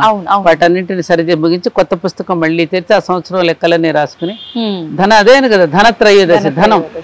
లక్ష్మి అంటేనే ధనంతో మనం పోల్చుకుంటాం కదా. జ్ఞానంతోనేమో సరస్వతి, శక్తి ఏమో గౌరీదేవి. అందుకని మనం ఏమంటాం ప్రొద్దున్నే లేవగానే కరాగ్రే వసతే లక్ష్మి, కరమధ్యే సరస్వతి, కరమూలేతు గౌరీచ, ప్రభాతే కరదర్శనం. ఈ మూడు మనలో ఉన్నాయి కదా. ఇప్పుడు మాట్లాడుతున్న సౌండ్ సరస్వతి, కనిపిస్తున్న రూపం లక్ష్మి, నడుస్తున్నటువంటి శక్తి గౌరీదేవి. మన దేహంలో లేవా? శక్తి లేకపోతే నువ్వు నడవగలవా? లేదమ్మా. సౌండ్ లేకపోతే నువ్వు మాట్లాడగలవా? లేదు. రూపం లేకపోతే నువ్వు నిలవగలవా? లేదు. అందుకని సృష్టికర్త్రి, స్థితికర్త్రి, లయకర్త్రి, మూడు ఆవిడే. అందుకని ముగ్గురికే జరిగింది పూజ. అంటే ఎవరికి ప్రాధాన్యత ఉన్నదమ్మా పండుగల్లో? పురుషుడికా స్త్రీకా? అమ్మవారికి, స్త్రీకే శక్తి. మరి అది గమనించుకోవాలి కదా. అవునమ్మా. అవునా కదా? అవును. అది అమ్మా ఒకప్పటి కాలంలో ఈ ఇప్పుడు ఏదైతే టపాకాయలు పేలుస్తున్నామో అసలు వీటి బదులుగా ఏముండేదమ్మా? అంటే ఆ రోజు అలక్ష్మిని శబ్దం చేసి పంపించి లక్ష్మిని ఆహ్వానించే వాళ్ళము దీపాల వెలుగులతో అని చెప్పి అంటారు కదా. ఇప్పుడైతే రకరకాల లక్ష్మిని ఆహ్వానించట్లా, జ్యేష్ఠాదేవిని ఆహ్వానిస్తున్నాం. జ్యేష్ఠాదేవి తెలుసుగా? అవునా? లక్ష్మీదేవికి అక్కయ్య, సోదరి. అవునా? అవును. ఒకసారి ఇట్లాగే లక్ష్మీదేవిని జ్యేష్ఠాదేవికి పోటీ పెట్టి వీళ్ళిద్దరిలో ఎవరు బాగున్నారు అని అడిగితే రుక్మిణి ఎవరు అనుకుంటా, ఎవరు సమాధానం ఎవరు చెప్పారు? రుక్మిణి అనుకుంటా. లక్ష్మీదేవి వస్తుంటే బాగుంది, జ్యేష్ఠాదేవి వెనక్కి వెళుతుంటే బాగుంది అనేది. ఎక్కడ నొప్పించకుండా మాట్లాడింది. ఈవిడ వస్తుంటే బాగుంది, ఈవిడ వెళుతుంటే బాగుంది అంటే అర్థం ఏమిటి? ఆమెను పంపించాలి అని డైరెక్ట్ గా చెప్పకుండా అలా చెప్పింది. ఆ జ్యేష్ఠాలక్ష్మి అంటే ఎవరు? మనం దరిద్ర దేవత అని అలక్ష్మి అని మాట్లాడుకుంటాం. అందుకనే మనకి ఎక్కడుంటుంది లక్ష్మి అని చెప్పారు? ఇంటి ముందు ఎవరైతే ముగ్గులు వేసుకుంటూ కళ్ళాపుచల్లి ముగ్గులు వేసుకుంటారు, ఏ ఇంట్లో అయితే గోవు తిరగాడుతూ ఉంటుందో, ఏ స్త్రీ అయితే ఉదయాన్నే లేచి తన పనులు ఇంటిని చక్కబెట్టుకుంటుందో అక్కడ లక్ష్మి ఉంటుందని కదా. అవునమ్మా. చిన్నప్పుడు మేము చూసాం. మా ఈ దీపావళి పండుగ వస్తోంది అంటే మా అమ్మగారు వీళ్ళందరూ చక్క ఇళ్ళంతా శుభ్రం చేసేసి గుమ్మం దగ్గర ఒక అద్దం, కుంకుమ భరిణ, మందార పూలు పెట్టేవారు. అవన్నీ మేము చిన్నప్పుడు చూసాం కదా, ఒక ఆనందం కలిగించేది. ఎందుకమ్మా ఇలా పెడతారు అంటే సాయంకాలం లక్ష్మి వచ్చే వేళ కదమ్మా, మన ఇంట్లోకి వచ్చేటప్పుడు బొట్టు పెట్టుకుని అద్దంలో చూసి బొట్టు పెట్టుకుని లోపలికి కాలు పెడుతుంది అనేవారు. ఆ ఫీలింగ్ ఎంత బాగుంది. అవును అవును, చాలా బాగుంది. తప్పకుండా పెడతారు వాళ్ళు. ఇప్పుడు అవన్నీ ఎక్కడ ఉన్నాయమ్మా? ఇప్పుడు పసుపు గడపకి పసుపులు రాసేవారు కదా, అప్పుడులాగా పెయింటింగ్స్ లేవుగా. అప్పుడు లేవమ్మా. అది లక్ష్మీ కళ అంటే అది ఆ సంపద, ఆనందం. ఏది సంపద? కాబట్టి మన దేశంలో సంపద అంటే ఆధ్యాత్మిక సంపద, నిజమైన సంపద. ఇది ఏది మనతో రాదు. ఉన్నంత వరకు పరిశుభ్రంగా ఉంటూ క్లీన్లీనెస్ ఈజ్ గాడ్లీనెస్. ఎక్కడైతే పరిశుభ్రత ఉంటుందో అక్కడ లక్ష్మి ఉంటుంది. అందుకని ఇంటిని పరిశుభ్రంగా చేసుకుని గృహలక్ష్మి అంటే ఇల్లాలు. అందుకని ఇల్లాలు లేని ఇల్లునేమో దేంతో పోల్చారు? ఇంటిని చూసి ఇల్లాలని చూడని ఎందుకన్నారు? అవునమ్మా కదా. అందుకని పరిశుభ్రత ఉన్న చోట లక్ష్మి తారసిస్తుంది, తారసపడుతుంది, లక్ష్మి తాండవిస్తుంది అని చెప్పడానికి ఈ ఆచార వ్యవహారాలలో మనకి ఇవన్నీ ఈ పరిశుభ్రతను పాటించడం, పండుగలు ఎలా జరుపుకోవాలో చెప్పి 10 మందికి పంచిపెట్టడం ఎలాగో ఇవన్నీ చెప్పారు. అమ్మా ఆ రోజున కేదారేశ్వర నోము అని చెప్పి ఆచరిస్తూ ఉంటారు, చాలా మంది చేసుకుంటారు. ఇది వంతన ఉండాలా అమ్మా ఈ నోము నోచుకోవడానికి? నాకు పెద్దగా తెలియదు. ఈ నోములు వ్రతాలలో పెద్ద చాలా చాలా వస్తాయమ్మా. దాని గురించి నేను పెద్దగా అంత చేసుకుంటారు చాలా మంది కేదారేశ్వర. అమ్మ మరుసటి రోజు వ్రతాలన్నీ కూడా ఏటా వాళ్ళ సాంప్రదాయాన్ని ప్రకారంగా చేసుకుంటారు. వైభవలక్ష్మి వ్రతం అని, సంతోషం అనేటటువంటిదే అమ్మవారు. అందుకని సంతోషి మాత అని పేరు పెట్టారు. అందుకని సంతోషి మాత వ్రతం అని దాన్ని వ్రతంగా ఆచరించటం వల్ల ఒక ఉపాసన బలంతో వాళ్ళు కూడా అమ్మవారికి ఉన్నటువంటి లక్షణాలు వాళ్ళకు కూడా ఆపాదించుకోవడం కోసం పెట్టారు ఇవన్నీ. ఎందుకంటే బ్రహ్మ విష్ణు మహేశ్వరులే కదా, ఆ త్రిమూర్తులే కదా మనకి. ఆ త్రిమూర్తుల యొక్క వ్రతాన్ని కూడా అలా చేసుకోవడం ద్వారా, ఆ వ్రతాన్ని ఆచరించడం ద్వారా వాళ్ళు ఒక పొందేటటువంటి వాళ్ళు కోరుకున్నటువంటి కోరికలు కానివ్వండి, భగవంతుడి యొక్క అనుగ్రహం పొందడానికి వివిధ రూపాల్లో వాళ్ళు ఆచరిస్తారు. నెక్స్ట్ రోజు కూడా యమద్వితీయ అని భగిని హస్త భోజనం అని చెప్పి ఇప్పుడు ఈ దీపావళి పండుగ నుంచి ప్రారంభమయ్యే గొప్ప విశిష్టత ఏమిటంటే, అమావాస్య తర్వాత పండుగ అయిపోయినటువంటి 3వ రోజున భగినీ హస్త భోజనం అని వస్తుంది. అవునమ్మా. అంటే పుట్టింటి వారికి ఈ మెట్టినింటి వారికి ఒక అనుసంధానం ఎప్పటికప్పుడు మర్చిపోకుండా ఈ బాంధవ్యాన్ని కొనసాగించడం కోసం అని చెప్పి ఈ భగినీ హస్త మనకంటే నార్త్ లో చాలా బాగా చేస్తారు. బైజూద్ అంటారండి. నార్త్ లో చాలా బాగా చేస్తారు. సోదరులు ఎవరైతే ఉన్నారో సోదరి ఇంటికి వెళ్ళి సోదరి చేత వంట చేయించుకుని భోజనం చేస్తారు. చేసినప్పుడు ఏమవుతుంది, వెళ్ళినటువంటి సోదరుడు తన సోదరి యొక్క కష్ట సుఖాలు తెలుసుకుని, అమ్మాయి ఎలా ఉన్నారు, పిల్లలు బాగా చదువుకుంటున్నారా, మేము ఆర్థికంగా మేము ఇబ్బంది పడుతున్నామా అని ఆ చెల్లెలో అక్కయో విషయాలన్నీ తెలుసుకుని అవసరమైతే వాళ్ళకి తోడ్పాటు చేసి ఎంతో కొంత ధనాన్ని చెల్లెలకు అక్కకో ఇచ్చి ఒక చీర సారే పెట్టి చెల్లెల్ని సంతోష పెడతాడు. తన పుట్టింటి వారు తన ఇంటికి వచ్చినప్పుడు కాయో పండో తెచ్చినప్పుడు అది చూసి ఆవిడ కూడా మురిసిపోయి తన కన్నవారు తన పుట్టింటి వారు తెచ్చారని ఆనందపడిపోతుంది. ఇది 2 కుటుంబాల యొక్క బాంధవ్యాన్ని చిరకాలు ఉంచడం కోసం. అట్లాగే మన ప్రాంతంలో ఏం చేస్తారంటే 12 సంవత్సరాలకో 10 సంవత్సరాలకో మెట్టలు చేయించడానికి అమ్మాయిని పుట్టినింటికి తీసుకెళ్తున్నాం ఒక ప్రాంతం. ఇక్కడ తెలంగాణ ప్రాంతంలో ఒడిబియ్యం పోయడానికి తీసుకెళ్తారు. ఈ బాంధవ్యం కొనసాగడం కోసం ఆమెకు ఆనందం కలిగించాలి కదా. ఆవిడ ఆ అత్తగారింటికి వెళ్ళిన తర్వాత ఆ కుటుంబ సభ్యులతో ఎన్నో రకాల వాళ్ళని సేవించుకుంటూ ఆవిడకి విశ్రాంతి లేనటువంటి తనం ఉంటుంది పాప. అప్పుడు విశ్రాంతిని ఇవ్వడం కోసం, ఆమెను సేద తీర్చడం కోసం అని ఈ పండుగల రూపంలో ఆ తల్లికి ఆనందం కలిగించడం కోసం మన మహర్షులు ఏర్పాటు చేసినటువంటి గొప్ప ఆచార సంప్రదాయం. తరువాత పంచమి నాడు మళ్ళీ నాగుల చవితి కార్తీక పంచమి మళ్ళీ మనకి చవితి వస్తుంది. పుట్ట దగ్గరికి వెళ్ళి పాలు పోస్తారు. పాము అనేది కాలానికి స్వరూపం, కాలం. ఆ పుట్ట దగ్గరికి వెళ్ళి పాలు పోయడం ద్వారా ఏమవుతుంది, ఈ ఎక్కువగా స్త్రీలకి ఈ గర్భాశయానికి సంబంధించినటువంటి వ్యాధులు సంక్రమిస్తూ ఉంటాయి. అవునమ్మా. ఆ పుట్టలో పాలు అనేది పొయ్యరు. ఎందుకు పోస్తారు, అంత తడుపుతారు. పుట్టలో ఇవన్నీ పాలు ఇవన్నీ పోయడం వలన అక్కడంతా తడిసిపోయి ఉంటుంది. అది తిరగడానికి వీలుండదు లోపల. అదేమవుతుంది, అది కోపం వచ్చేసి బుస కొడతా ఉంటుంది. ఆ బుస కొట్టించుకోవడం కోసం వెళ్తారు వీళ్ళు. దాని కోపం తెప్పించాలి. బయటకు వస్తే వీళ్ళు ఎవరు పరిగెత్తుతారు. అది లోపల ఉండే పడుతుంటే ఆ హోల్స్ ఉంటాయి కదా, కలుగు అంటారు. ఆ కలుగులో నుంచి ఆ శ్వాస గాలి వస్తూ ఉన్నప్పుడు దాన్ని వీళ్ళు పీలిస్తే గర్భకోశ వ్యాధులు తగ్గుతాయి. అందుకనే పల్లెటూరులో చిన్నప్పుడు మేము అందరం చూసేవాళ్ళం. పాములాళ్ళు వచ్చారంటే పిల్లలందరూ మరిగెత్తేవాళ్ళం. మధ్యలో ఉండేవాడు, ఆ బుట్టలో ఉండేది పాము. దాన్ని ఆడించి తను నాదస్వరంతో ఊదిస్తే అది ఆడిసిన తర్వాత ఏం చేసేవాడు, దాన్ని పట్టుకుని నేలకేసి కొట్టేవాడు. కొడితే అది మళ్ళీ తలపి ఆడేసేసి బుస కొట్టేది. ఆ బుస కొడితే ఆ చుట్టుపక్కల ఉన్న వాళ్ళకి ఎవరికైనా చెవి పోటున్నా దాన్ని తోకతో చెవులో తిప్పేవారు. చెవి పోటు ఉంటే తగ్గుతుంది. కొంతమంది చెవిలో చీమ వచ్చిందని, చెవిలో ఇది వచ్చిందని చెప్పి రకరకాల వ్యాధులు. అలా వ్యాధులు నయమయ్యి. అది ఆ బుస కొడితే ఆ శ్వాసను మనం పీలిస్తే స్త్రీలకు కొన్ని సమస్యలు తీరుతాయి అనేటటువంటిది ఆనాడు ఆచారంగా పెట్టారు. అదేం చేయదమ్మా పాము? కూరలు తీసేసి ఆడిస్తారు వాళ్ళు. Okay okay. వాళ్ళు మచ్చిక చేసుకుంటారు కదా, వాళ్ళు శిక్షణ ఇస్తారుగా. అవును అవును. అట్లా నాగేంద్ర స్వామికి పుట్టలో పాలు పోయటం. మరి ఆడవాళ్ళు ఎందుకు వెళ్ళి పోస్తారు? అవును అవును. ఆ చుట్టూ దారం కడతారు పుట్టకు చుట్టూ, అది పైకి రాకుండా దారం చుట్టేసేసి పోస్తూ ఉంటారు. అది లోపల నుంచి బొస కొడుతూ ఉంటుంది. ఉంటున్నాయమ్మా ఇప్పుడు పుట్టల్లో పాములు? అవన్నీ మనం కామెంట్ చేయకూడదు. అంతే. సంప్రదాయాన్ని పోగొట్టుకోకుండా ఆచరిస్తున్నారు, అందుకు మనం సంతోషపడాలి. కానీ ఈ సంప్రదాయాలు ఆచరించే వ్యవహారాదులలో వికృత చేష్టలు ఉండకూడదు, వెరితనం ఉండకూడదు. తీసుకెళ్లి కెమికల్స్ తో కూడిన కుంకాలు పసుపులు పుట్ట నిండా పోసేసి అగరత్తులు పెట్టేసి దీపాలు వెలిగించేసి దాంట్లో కోడిగుడ్లు పోసి, ఇవన్నీ కూడా వెరి చేష్టలు. అవునమ్మా. నానాటికి ఇవి మళ్ళీ వెరి చేష్టలు చేయటం మళ్ళీ పోస్టింగ్లు పెట్టుకుని వాట్సాప్ లో అందరికీ పంపడం, నేను ఇంత గొప్పగా పాల్పోసా, నేను ఇంత గొప్పగా అక్కడ ఒక జీవిని శుభ్రంగా ఇబ్బంది పెట్టేసి మళ్ళీ హడావిడి. అయితే ఓన్లీ సంతానం కోసము చేసే వాళ్ళు మాత్రమే ఎక్కువగా ఆరాధిస్తారు కానీ గర్భానికి కొన్ని రకాలు ఉంటాయి. Okay okay. ఆయుర్వేదిక్ డాక్టర్స్ అడిగితే మీకు ఇంకా విపులంగా చెప్తారు దీని గురించి. దాని విషయం నుండి కూడా చాలా మందులు తయారు చేస్తారు. అవును అవునమ్మా. అయితే ప్రత్యేకించి అంటే ఒక్కొక్క దగ్గర ఒకసారి పంచమి ఒక ప్రాంతం వాళ్ళు, ఒక ప్రాంతం వాళ్ళు చవితి, అంటే ఇది పంచమి కూడా ఇక్కడ బాగా చేస్తారుగా. అంటే సూర్యుడిని ఆరాధించే వాళ్ళు ఒకసారి చంద్రుడిని ఆరాధించుకుంటున్నాము. ప్రాంత సౌరమానం, చంద్రమానం రకరకాలుగా దేశవ్యాప్తంగా ఒక్కొక్క రాష్ట్రంలో ఒక్కొక్క పద్ధతి ఉంటుంది, ఆరాధనా తీరు ఒకటి ఉంటుంది, మార్గం ఒకటే, పద్ధతులు వేరు. అవును అవును.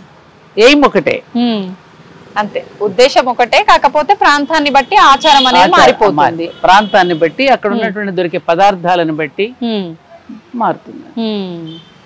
అయితే ఇప్పుడు ఏదైనా భగవంతుడిని తలుచుకుని కృతజ్ఞతలు చెప్పడమేగా. ఏ రూపంగా చెప్పినా ఆయనకి అందేదిగా. కేశవం ప్రతిగచ్చతి అన్నట్టుగా ఆ కేశవుడికే చెందుతాయి అవన్నీ. నిజంగా మీరు చెప్పింది అయితే 100% నిజమమ్మా. ప్రతిదీ కూడా మన ఆచార సాంప్రదాయాలకి సైన్స్ జోడించి, మీరు స్టార్టింగ్ లో చెప్పారు ఏదైనా మనకు పుణ్యం అని చెప్పి జోడించి చెప్తే ఎలా చేస్తారో, ప్రతిదీ సైంటిఫిక్ గా ఇలా చెయ్యాలి. స్కూల్కి వెళ్ళలేదు మారం చేశాడు అనుకో, నువ్వేం చెప్తావు? సాయంత్రం డాడీ వచ్చిన తర్వాత సినిమాకి వెళ్దాం, చాక్లెట్ అని వాడికి మంచి మాటలు చెప్పి చందమామ రావే, చందమామ వస్తుందా రాదు వాడిని. అందుకని ఆ శైశవ దశలో ఉన్నటువంటి శిశువుకి ఏ విధంగా మనం తైలం చూపించి వాడిని మచ్చిక చేసుకుంటూ వాడికి ఎలా అయితే చెప్తున్నామో, భగవంతుడితో కనెక్షన్ ఇప్పించడం కోసం, ఆ అనుసంధానం కోసం అని చెప్పి వాళ్ళకి ఇది చేస్తే నీకు నిజంగానే వస్తోందిగా. మరి పరోక్షంగా మనకు కనపడదు. నువ్వు ఇతరులకు సహకరిస్తే, ఇప్పుడు పండుగల రూపంలో మన అందరికీ పెడుతున్నావు, దాన ధర్మాలు చేస్తున్నావు, దానివల్ల నీకు పరోక్షంగా నీకు లాభం మరొక చోట నువ్వు పొందుతున్నావుగా. అవును. సత్కర్మకు చేస్తుంటే మరొక సత్కర్మ వస్తుంది కదా, ఫలితం. దుష్కర్మ చేస్తే దుష్ఫలితం వస్తుంది, సత్కర్మ చేస్తే సత్ఫలితం వస్తుంది. అది మనం పరోక్షంగా తెలుస్తుంది కదమ్మా. ఏనాడు చేసుకున్న పుణ్యము అంట రావలేదా? అంటారు. ఎప్పుడు చేసుకున్న పుణ్యం అండి, దేవుడిలా వచ్చారండి మీరు అంటాం. ఎందుకు వచ్చారు? ఆ దేవుడిలో ఎవరు వచ్చారు? ఎందుకు వచ్చాడు? ఎందుకు నేను ఆదుకున్నాడు ఆ సమయానికి? నువ్వు ఎప్పుడైతే చేసావు కాబట్టి.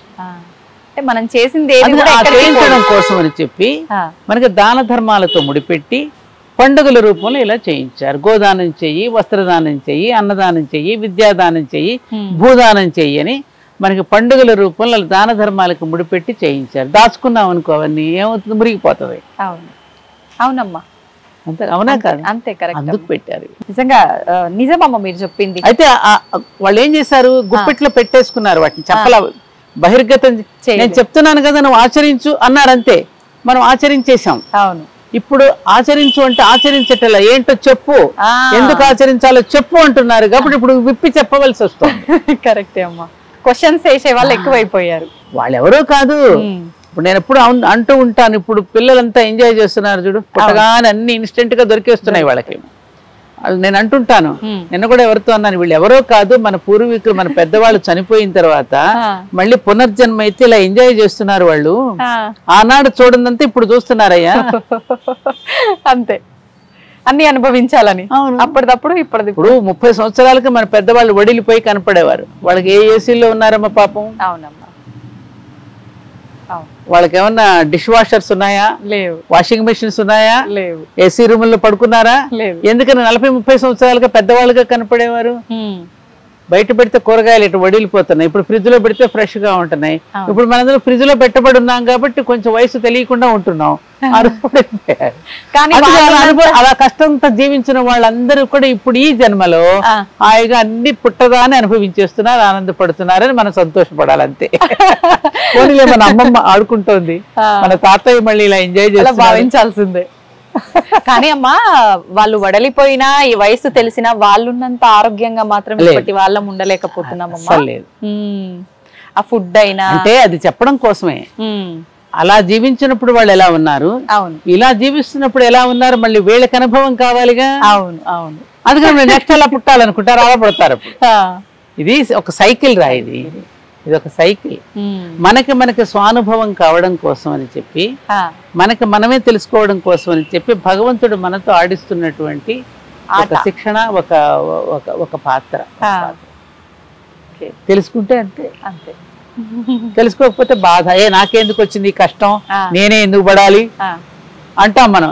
నువ్వేంటి దిగొచ్చావా, నీకే ఎందుకు వచ్చిందంటే అదెందుకు గుర్తు చేసుకో. నీకు కష్టం వచ్చింది అంటాను తప్ప నీకు ఇచ్చిన సంతోషాన్ని గురించి ఎందుకు అనుకో. అవును. చూడు తమాషా, మనిషి తనకిచ్చిన కష్టాలు ఏడ్చేస్తా, దేవుడు అన్ని నాకే పెట్టాడు, నాకే పెట్టాడు. దేవుడు నీకు అన్ని ఇచ్చిన సంతోషం గురించి ఎప్పుడు చెప్పుకోలేదే. నిజానికి భగవంతుడు మనకి కష్టాల కంటే ఎక్కువ సుఖాలే ఇచ్చాడు, దాన్ని ఎప్పుడు చెప్పుకోం. దుఃఖం వస్తే మాత్రం బోరుమని ఏడిచేస్తాం, దేవుడు అన్యాయం చేసిపోయాడు, అన్యాయం చేసి. ఏమీ అన్యాయం చేయలే, నువ్వు చేసుకున్న దానికి నువ్వు ఫలితం అనుభవిస్తున్నావు. ఈ సత్యం తెలియక కొట్టుకుంటున్నావు. అంటే ప్రతి ఒక్కరికి సుఖం కన్నా అందుకే కార్తీక మాసంలో ఈ నెల రోజులు, కార్తీక మాసంలో ఇది తెలియజేయడం కోసమే దీపావళి తర్వాత నెల రోజులు కార్తీక మాసం, దీపావళి మరుసటి రోజు నుంచి ప్రారంభం అవుతుంది. ఈ కార్తీక మాసం మొత్తం కూడా ఆధ్యాత్మికతకి, ఆరోగ్యానికి వారధి ఈ నెలంతా. ఇవన్నీ తెలుసుకోవడం కోసమే ఈ ఆధ్యాత్మికత. ఇప్పటి వరకు మనం ఏదైతే తాత్వికతను గురించి మాట్లాడుకున్నామో అవన్నీ తెలుసుకోవడం కోసమే వనాలలోకి వెళ్ళి ఆ వనభోజనాల పేరిట ఆ చెట్లు చేమల మధ్య ఒక్కొక్క చెట్టు యొక్క విశిష్టతని, దానిలో ఔషధ గుణాలని తెలుసుకుంటూ పిల్లలకి నేర్పిస్తూ, సాత్విక ఆహారాన్ని పరిచయం చేస్తూ, ఎటువంటి ఆహారం తీసుకుంటే నువ్వు ఆరోగ్యంగా ఉంటావో చెబుతూ, ఆ ఉసిరి చెట్టు కింద భోజనాలు చేసి, అవిశాకులలో భోజనాలు చేశారు తప్ప వన భోజనాలు చేయకుండా భవనాల్లో చేసుకుని వన భోజనాలు అంటే ఎలా కుదురుతుంది? ఇప్పుడు జరుగుతున్నది వన భోజనాలా, భవన భోజనాలా? భవన భోజనాలే అమ్మా. మరి అది వన భోజనం ఎలా అంటాం? మంచి రిసార్ట్ ఏదన్నా ఉందా, చూసుకున్నామా, అందరం ఒక దగ్గర కలిసి తిన్నామా. ఇప్పుడు అప్పటికేమిటి, వానప్రస్థంలో రాగానే వాళ్ళకు కూడా వనాలలోకి వెళ్ళిపోదామని, పిల్లలకి దూరంగా వెళ్ళిపోదామని వెళ్ళిపోయేవారు.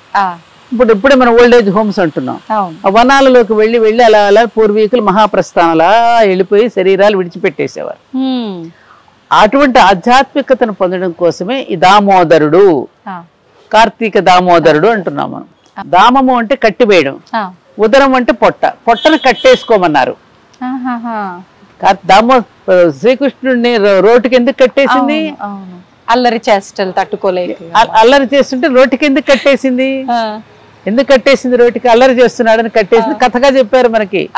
మనం కూడా అల్లరి చిల్లరగా అర్ధరాత్రి పూట తినకూడదు అన్ని తింటే రోగాలు వస్తాయని దామ ఉదరుడు, ఉదరాన్ని కట్టేసుకోరా ఈ కార్తీక మాసం అంతా.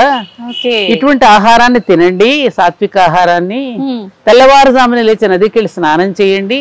ఆ నదులలో మన ఋషులందరూ కూడా చక్క తపశక్తినంతా ఎక్కడ ధారపోయాలని చెప్పి నీళ్లలో వదిలి వెళ్ళారు.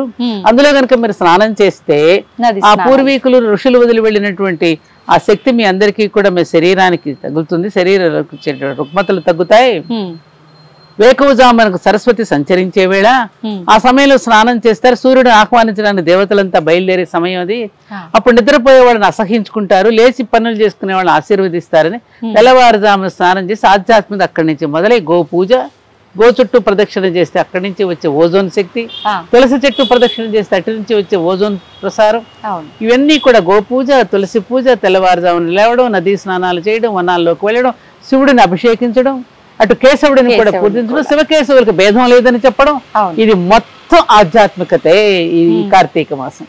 అమ్మా, శివుణ్ణి ఒక్కరిని ఆరాధించే వాళ్ళు కూడా ఉంటారు.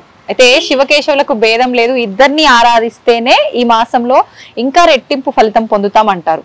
ఏ రకంగా ఆరాధించాలమ్మా? శివకేశవులు ఇద్దరు ఒకటే కదా, భేదం లేదు కదా. ఎలా భేదం ఉండదు? దేవుడు ఒక్కడే, ఆ చేస్తున్న పనిని బట్టి ఆయనకి ఆ పేరు వచ్చింది. కానీ భక్తులు మాత్రం శివుడి భక్తులు శివుడే గొప్ప అని, విష్ణు ఒక్కొక్కరికి ఒక్కొక్క దైవం ఇష్టం, అంటే ఆ తత్వం ఇష్టం. అవును. కొంతమందికి నిరాడంబరంగా జీవించడం అంటే ఇష్టం, శివతత్వం అది. అవును. కొంతమంది చాలా వైభవంగా జీవించాలనుకుంటారు, అది విష్ణుతత్వం. ఆ వైభవోపేతమైనటువంటి సృష్టిలో ఉన్న వైభవం అంతా కలిస్తే విష్ణుమూర్తి. ఈ సృష్టిలో ఉన్న వైరాగ్యం అంతా కలిపేసేసి ఒక ఏమంటారు, ఒక నిరాడంబరత అనేటటువంటిది నీకు శివుడు. అందుకని నీకు అయ్యప్ప స్వామి పూజలో కనపడుతుంది చూడు, భక్తులేమో శివుళ్ళలా ఉంటారు, స్వామినేమో విష్ణుమూర్తిలా అలంకరించుకుంటారు. అయ్యప్ప మాల కూడా చేతిలో విష్ణుమాల, తులసిమాల ఉంటుంది, రుద్రాక్షమాల ఉంటుంది, నామం కూడా అంతే. రెండింటిని కలిపి ఉంటుంది. ఒక పక్క చెయ్యి వయ్యారంగా పెడతాడు, ఒక చెయ్యి ఏమో ఇట్లా ఉంటుంది. అటు విష్ణువు శివుడిని కలిపి. అందుకని కార్తీక మాసంలో ఆ శివకేశవులకి భేదం లేదు. అయ్యప్ప స్వామికి కూడా ఈ కార్తీక మాసంలోనే పూజలు జరుగుతూ ఉంటాయి. వాళ్ళంతా తెల్లవారుజామునే చన్నీళ్లలో స్నానం చేయడం, ఆ నల్ల బట్టలు వేసుకోవడం, ఆలయాలకు వెళ్ళడం, వాళ్ళ యొక్క ఇంద్రియాలను జయించడం కోసం అని చెప్పి నేల మీద పడుకోవడం. ఏమ్మా, మరి తన ఒంటరిగా ఉండడం, వివాహం చేసుకున్న వాళ్ళు కూడా బ్రహ్మచర్యాన్ని పాటించడం. దేన్ని సూచిస్తోంది ఇది? జితేంద్రియుడు అవడం కోసం, ఇంద్రియాలను జయించడం కోసం. ఇవన్నీ ఆలోచిస్తే నీకేమనిపిస్తోంది? మన మహర్షులు పెట్టినటువంటి విధానాల వల్ల ఒక మనిషిని మనీషిగా, మానవుడిని మాధవుడిగా తీర్చిదిద్దడానికి చేసిన ప్రయత్నం అని అనిపించడం లేదా? అవునమ్మా, అనిపిస్తుందా లేదా? మరి అప్పుడే అనిపించినప్పుడు మనం ఏం చేయాలి? పాటించాలి, చేతులెత్తి నమస్కరించాలా లేదా? ఆచరించాలి కదా, అందుకు కదా పెట్టారు ఇవి. అవునమ్మా. కాబట్టి కార్తీక మాసంలో వనభోజనాలు చేసిన ఆ తినే పదార్థాలు ముఖ్యంగా గుమ్మడికాయ కూరకి, నేతి బీరకాయ పచ్చడి. ఎందుకని అంటారు? నేతి బీరకాయ పచ్చడి, గుమ్మడికాయ ముఖ్యంగా. మనం అప్పుడప్పుడు తెలియకుండా, మనం భోజనంలో తెలియకుండానే మన వెంట్రుకలు వెళితే ఆహారంలో, దానిని జీర్ణింపజేసే శక్తి గుమ్మడికాయకు ఉందిట. అదే గుమ్మడికాయ కూర, నేతి బీరకాయ పచ్చడి తప్పనిసరిగా ఉండాలి. అలాగే వనాల అల్లం పచ్చడి. ఎందుకనంటే కార్తీక మాసం రోగాలు సంక్రమించేటటువంటి నెల. అవునమ్మా. ఏదంటారు, కార్తీక మాసం చివరి రోజులు, మార్గశిర మాసం మొదటి 10 రోజులు డాక్టర్లకు బాగా గిరాకీ పెంచేటటువంటి రోజులని యమద్రష్టలటది.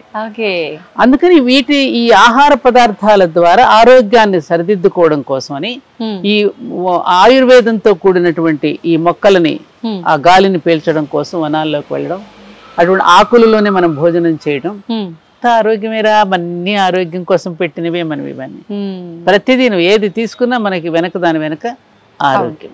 అమ్మా, ముఖ్యంగా కార్తీక మాసంలో ఆహార నియమాలు అన్నారు కదా, అల్లం, వెల్లుల్లి, ఉల్లిపాయలు ఇలాంటివి కూడా తీసుకోకూడదు అంటుంటారు కదమ్మా, ఎందుకని? మనం ఆధ్యాత్మికత వైపుకి వెళ్తున్నప్పుడు కొంచెం తమో గుణాన్ని పెంచేవి తినం. రజోగుణ తమో గుణాలకి ఇవ్వకుండా సత్వగుణాన్ని పెంచేటువంటి ఆహారాన్ని తీసుకుంటాం. అప్పుడు అయితే అమ్మా, ఇప్పుడు మనం ఆహార నియమాలని చెప్పారు. ఆహార నియమాల్లో ముఖ్యంగా అల్లం, వెల్లుల్లి, ఉల్లిపాయ ఇలాంటివి నిషేధం ఈ మంత్ మొత్తం కూడా అని చెప్తుంటారు కదమ్మా, ఎందుకని ప్రత్యేకించి ఇవి? అదే మనం కార్తీక మాసం అంటే కొంత ఆధ్యాత్మిక చింతనకు సరైనటువంటి మాసం కదమ్మా. అవునమ్మా. కొంచెం ఆలయాలకు వెళతాం, అభిషేకాలు చేసుకుంటాం, ఉపవాసం చేస్తాం కదా. అందుకని తమో రజో గుణాలను పెంపొందించే ఆహార పదార్థాలు దూరంగా పెట్టి సత్వగుణ ప్రధానమైనటువంటి ఆహారాన్ని పెట్టడం ద్వారా ఆ ఉపవాస దీక్ష చేసేటప్పుడు కూడా నియమాలను పాటించడానికి కూడా మన దేహం సహకరిస్తుంది. అప్పుడు లేకపోతే నియమాన్ని పాటించలేక దేహం సహకరించాలి కదా. అందుకని చెప్పి పెట్టారు అది. పైగా కార్తీక మాసంలో ఉల్లిపాయ, వెల్లుల్లి అంటే ఎక్కువగా చూడండి, ఉల్లిపాయలో ఇట్లా సగానికి వస్తే విష్ణు చక్రం కనిపిస్తుంది, అడ్డంగా వస్తే శంఖం కనిపిస్తుంది. అది శివకేశవులకి, ఆ ఉల్లిపాయని శివకేశవులుగా భావించేటటువంటి ఒక భావన కూడా ఉన్నది. అందుకే బ్రాహ్మణ్స్ ఎక్కువగా ఆ వెల్లుల్లి తినరు. రౌండ్ గా వస్తే విష్ణు చక్రంలా ఉంటుంది, నిలువుగా వస్తే శంఖం కనిపిస్తుంది. దాంట్లో గమనించారా?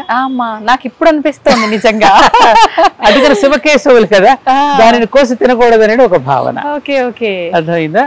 సో అట్లా ఆహార నియమ, ఉపవాసము అంటే దేవుని సన్నిధిలో వసించుడా, అంటే దేవుని యొక్క సమీపంలో, ఈ పూజాధికాల సమీపంలో ఎక్కువ సమయాన్ని మనం గడపడం అన్నమాట. ఉపవాసము, వసించుట అంటే ఉపవాసం అంటే కడుపు మార్చుకోమని కాదు అర్థం. అల్పంగా ఆహారం తీసుకుంటే మనం జపం చేసుకోవడానికి, ధ్యానం చేసుకోవడానికి, పూజాధికాలు నిర్వహించుకోవడానికి మనకి దేహం సహకరిస్తుంది ఆ సమయం, లేకపోతే నిద్ర వస్తుంది. ఈ ఆహారాన్ని జీర్ణం చేయడంలోనే మన ప్రాణశక్తి అంతా దాని మీద పనిచేస్తుందిగా. అవునమ్మా, అందుకని పెట్టారు. కానీ అమ్మ చాలా మంది భగవంతుడికి దగ్గరలో ఉండడం, ఉపవాసం మన అంటే శరీరం నిలబడడం కోసం ఏదో కొంచెం తీసుకోవాలి అని చెప్పి, కానీ చాలా మంది కఠినంగా చేస్తుంటారమ్మా. ఎప్పుడో అంటే రోజులో ఒక్కసారి తీసుకొని మిగతాదంతా అసలు ఏం తీసుకోకుండా ఇలా చేయడం కరెక్టే అంటే మరి లోపల ఉన్న వాడికి నైవేద్యం ఎవరు పెడతారు? నువ్వు లోపలే దైవం ఉన్నాడు అంటున్నావు, నీలోనే దైవం ఉన్నాడు. కృష్ణుడు ఏమన్నాడు? నేను తీసుకునే ఆహారాన్ని 4 విధాలుగా నేనే విభజిస్తున్నాను, జఠరాగ్ని రూపంలో కూడా నేనే ఉన్నాను అంటున్నాడు కదా. మరి నీలో ఉన్నవాడికి మరి భోజనం పెట్టకపోతే వాడు ఎలా ఉంటాడు?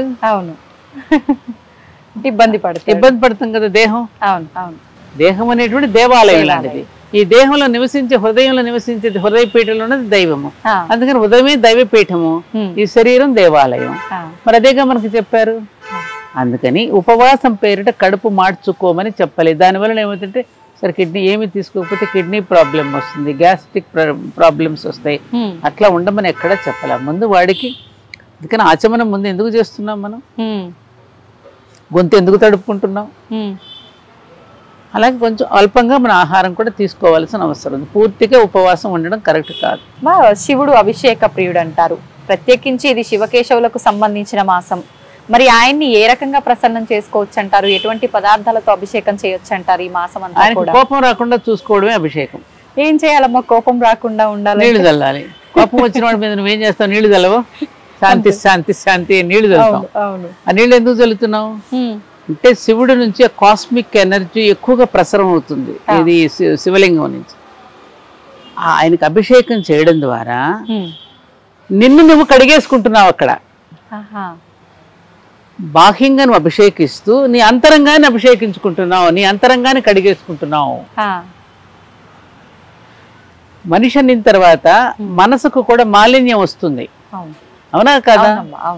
ఇప్పుడు అక్కడ పూజ గదుల నిర్మాల్యాన్ని ఎట్లయితే మనం తీసేస్తున్నామో మన మనసులో ఏర్పడిన నిర్మాల్యాన్ని కూడా తీయాలి కదా. ఆ తీయడం కోసం అని చెప్పి ఆయనకు అభిషేకం చేసే మంత్రాలలో ఈ వైవిధ్యాన్ని అంతటిని కీర్తిస్తూ సృష్టిలో ఆయన ఏర్పరిచిన వైవిధ్యాన్ని అక్కడ చూడు అందరికీ నమస్కారం అంటున్నాడు. నమః నమః నమ్మకం చదివేటప్పుడు చెట్టుకు నమస్కారం, పుట్టకు నమస్కారం, గుట్టకు నమస్కారం, ఆకుకి, పిందికి, కేస అన్నింటికి నమః నమః నమస్కారం చేసుకుంటూ ఆయన యొక్క సృష్టిని ఈ వైవిధ్యానికి ధన్యవాదాలు చెప్పుకుంటూ నీకు కోపం రాకుండా ఉండేటువంటి స్థితిని నాకు కలిగించవయ్యా అంటే ధర్మాన్ని అతిక్రమించకుండా ధర్మంగా నడుచుకునేటట్టు బుద్ధిని నాకు ప్రసాదించమని కోరుకుంటూ చేస్తున్నాం అభిషేకం అక్కడ.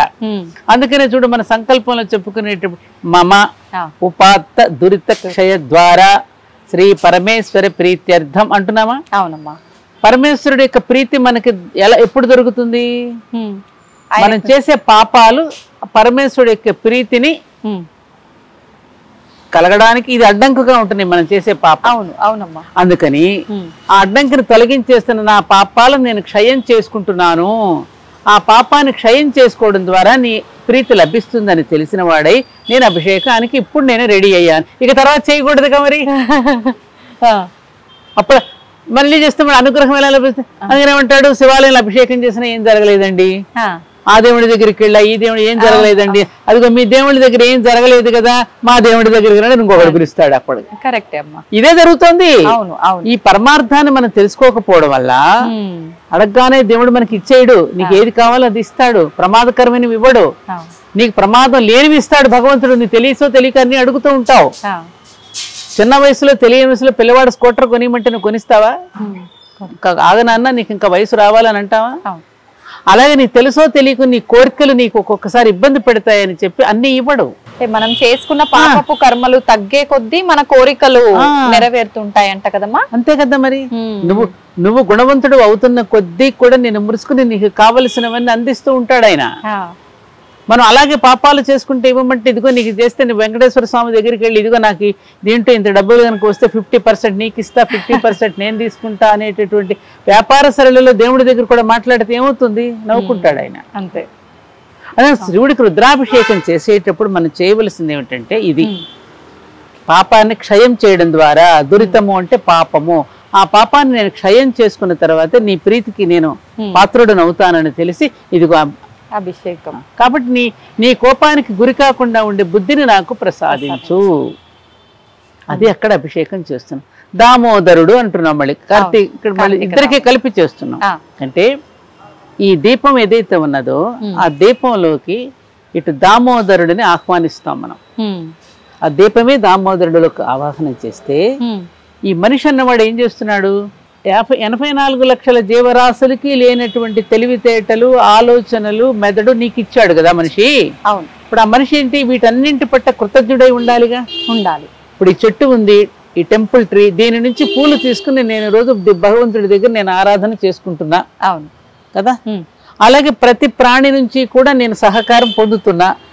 ఆ సహకారం పొందుతున్న ఆ ప్రాణికి కూడా ఉత్తమ గతులు ఇవ్వమని కోరుకుంటూ చెట్ల దగ్గర దీపాలు పెట్టి, ఈ చెట్టుకు కూడా పాపం అది కదలలేదు, మాట్లాడలేదు, దాని బాధ మనకు చెప్పుకోలేదు, దీనికి కూడా ఉత్తమ గతిని ప్రసాదించు అని చెప్పి చెట్టు దగ్గర మనం దీపం పెడితే ఆ దీపంలో ఉన్న దామోదరుడు ఆ చెట్టులో నుంచి ఆ ప్రసరించి దానికి విముక్తిని కలిగిస్తాడు. అలాగే ఆకాశ దీపం పెడితే దాంట్లో శలభాలు మాడిపోతుంది, దీపపు పురుగులు. ఆ దీపపు పురుగులకు కూడా మోక్షం ప్రసాదించుగాక. ఆ దీపాన్ని వెలిగించే విప్రుడు బ్రాహ్మణుడు కూడా కేవలం కర్మకాండలకే కాకోకుండా అతడు వేదార్థాన్ని అర్థం చేసుకునే స్థితిలో ఉండి అతను కూడా వేదమూర్తి వర్ధిల్లుగాక అని చెప్పి బ్రాహ్మణుడికి కూడా మనం ఆశీర్వచనం ఇస్తూ ఆకాశ దీపం వెలిగిస్తాం. అలాగే నీళ్లలో ఉండే చేపలు ఉంటాయి, తాబేళ్లు ఉంటాయి, కప్పలు ఉంటాయి, అనేక జీవరాశులు ఉంటాయి. ఆ నీళ్లలో దీపాలు వెలగడం ద్వారా ఆ దీపంలో ఉన్న దామోదరుడు వాటికి కూడా ఉత్తమ గతులను ప్రసాదించుగాక అని చెప్పి మానవుడైనటువంటి వాడు, బుద్ధిజీవి అయినటువంటి వాడు సకల జీవరాశులకి క్షేమాన్ని కోరుకుంటూ చేసి పెట్టే దీపాలే ఈ కార్తీక దీపాలు. చెట్టు దగ్గర పెట్టినా, నీళ్ల దగ్గర పెట్టినా, నదుల దగ్గర పెట్టినా ఈ పెట్టిన దీపాలన్నీ కూడా వాటికి కూడా ఉత్తమ గతులు ప్రసాదించుగాక అని మానవుడైనటువంటి వాడు కోరుకుంటున్నాడు. మా కార్తీక దీపానికి ఇప్పుడు ఎంతైతే ప్రాధాన్యత ఉందో కార్తీక పురాణంకి కూడా అంతే ప్రాధాన్యత ఉంటుంది కదమ్మా. కార్తీక పురాణం అనేది ప్రతిరోజు ఒక అధ్యాయం చదువుకోవాలి అంటుంటారు. నిజంగా చదవటం వల్ల ఫలితం ఏంటమ్మా? చదవగా దానిలో ఉన్న పాత్రలు ఏవైతే ఉన్నాయో ఆ పాత్రలోకి మనం వెళ్ళి మన పాత్రతను కూడా మార్చుకోవడానికి అవకాశం ఉంటుంది. ఓకే.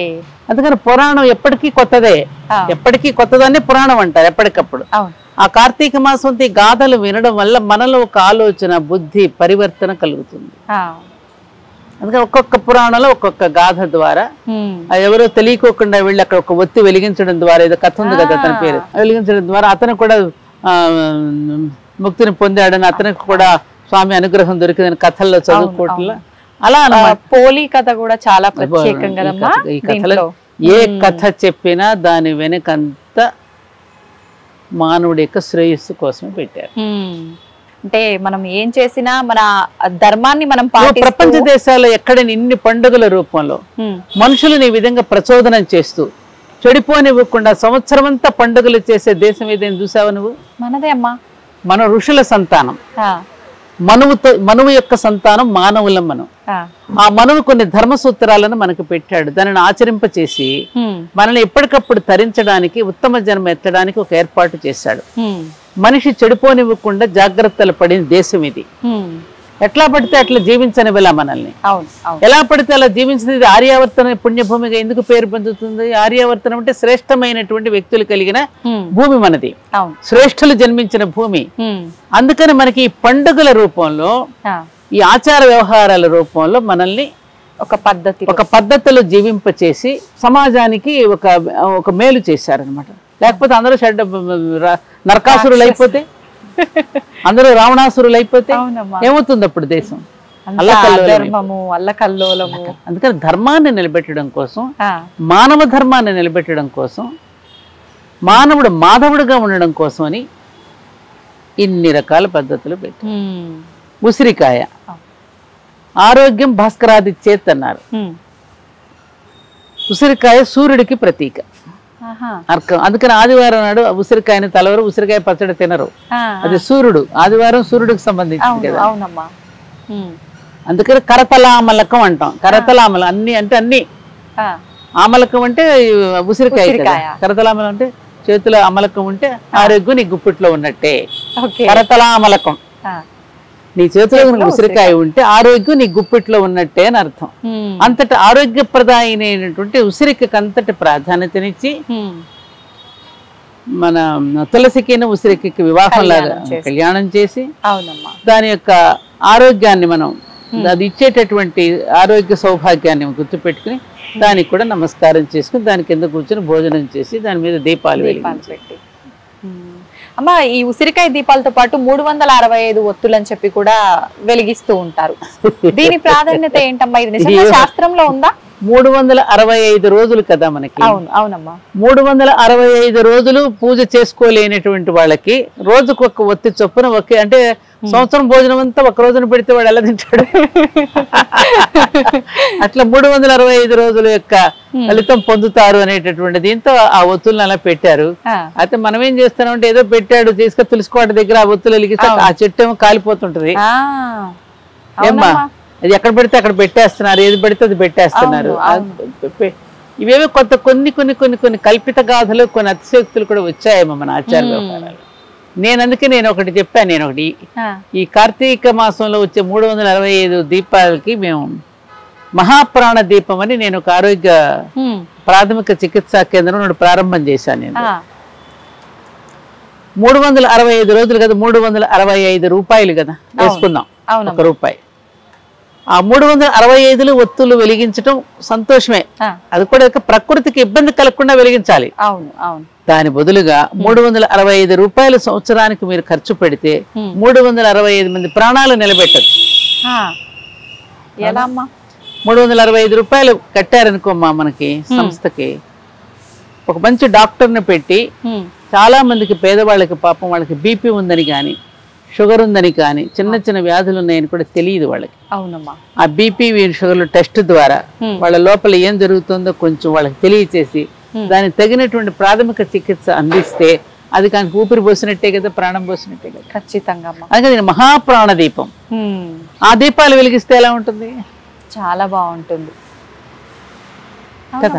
ఇప్పుడు నువ్వు దీపాలు వెలిగించి వాడు ప్రాణం పోతూ ఉంటే నువ్వు చూస్తూ ఊరుకుంటే మరి ఈ వెలుగుతున్న దీపం నిన్ను వేళాకోళం చేయదు.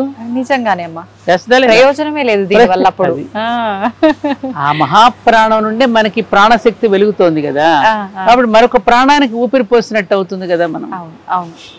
అందుకనమ్మా మన పూజాధికాలన్నీ కూడా సజీవ విగ్రహాలను ఆరాధించడానికి విగ్రహారాధన అనేది ఒక శిక్షణ రూపంగా మనకు అందించారు. ఈ పూజాధికాలలో పెట్టి దాన్ని మనకి సమాజ సేవ అనేది ఎలా చేయాలో ఈ పూజాధికాల ద్వారా మనకు ఒక శిక్షణనిచ్చారు అనేది గ్రహించుకుంటే యొక్క పరమార్థం నెరవేరుతుంది. ఏమంటావు? అవునమ్మా, నిజం. మీరు చెప్పింది నిజంగానే నిజమమ్మా. అసలు ఈ 365 కాన్సెప్ట్ ఏదైతే ఉందో అది నిత్యం దీపం వెలిగించిన అంత ఫలితం వస్తుంది అని చెప్పి మొదలు పెట్టిన విధానం కాస్త ఇంట్లో ఎంతమంది ఉంటే అందరూ ఒక్కొక్క 365 కట్ట వెలిగించాలి అనేంత వరకు వెళ్ళిందమ్మా ఇది. సహకుటుంబానం అంటున్నాం ఇంకా మళ్ళీ ఎందుకు ఒకరికొకరు దీపం, మళ్ళీ అక్కడ కూడా అసలే మనుషులు వేరైపోతున్నాం, మళ్ళీ దీపాలు కూడా వేరు చేసుకోవాలా? అవసరమా చెప్పు? లేదమ్మా, నిజంగా ఇవన్నీ లాజిక్లు మిస్ అవ్వటం వల్లనే ఒక రకంగా వెళ్ళిపోతున్నాయమ్మా. అమ్మ నేను ఏమనుకోపోతే ప్రేక్షకులు కూడా ఏమనుకోపోతే ఒక మాట అంట. చెప్పండి అమ్మా. ఈ రకరకాల అభిప్రాయాలు రకరకాల భావజాలంతో ఒక రకంగా నన్ను అడిగితే ఒక పిచ్చెక్కిచ్చేస్తున్నారు, గందరగోళం పడిపోతున్నారు. మన మూలం ఏంటో తెలుసుకోవట్లా, మనం ఎందుకు పెట్టారో తెలుసుకోవట్లేదు, ఏదో ఎవరో చెప్పారు ఏదో పండితు అని చెప్పి వెర్రితో వెళ్ళిపోతున్నారు.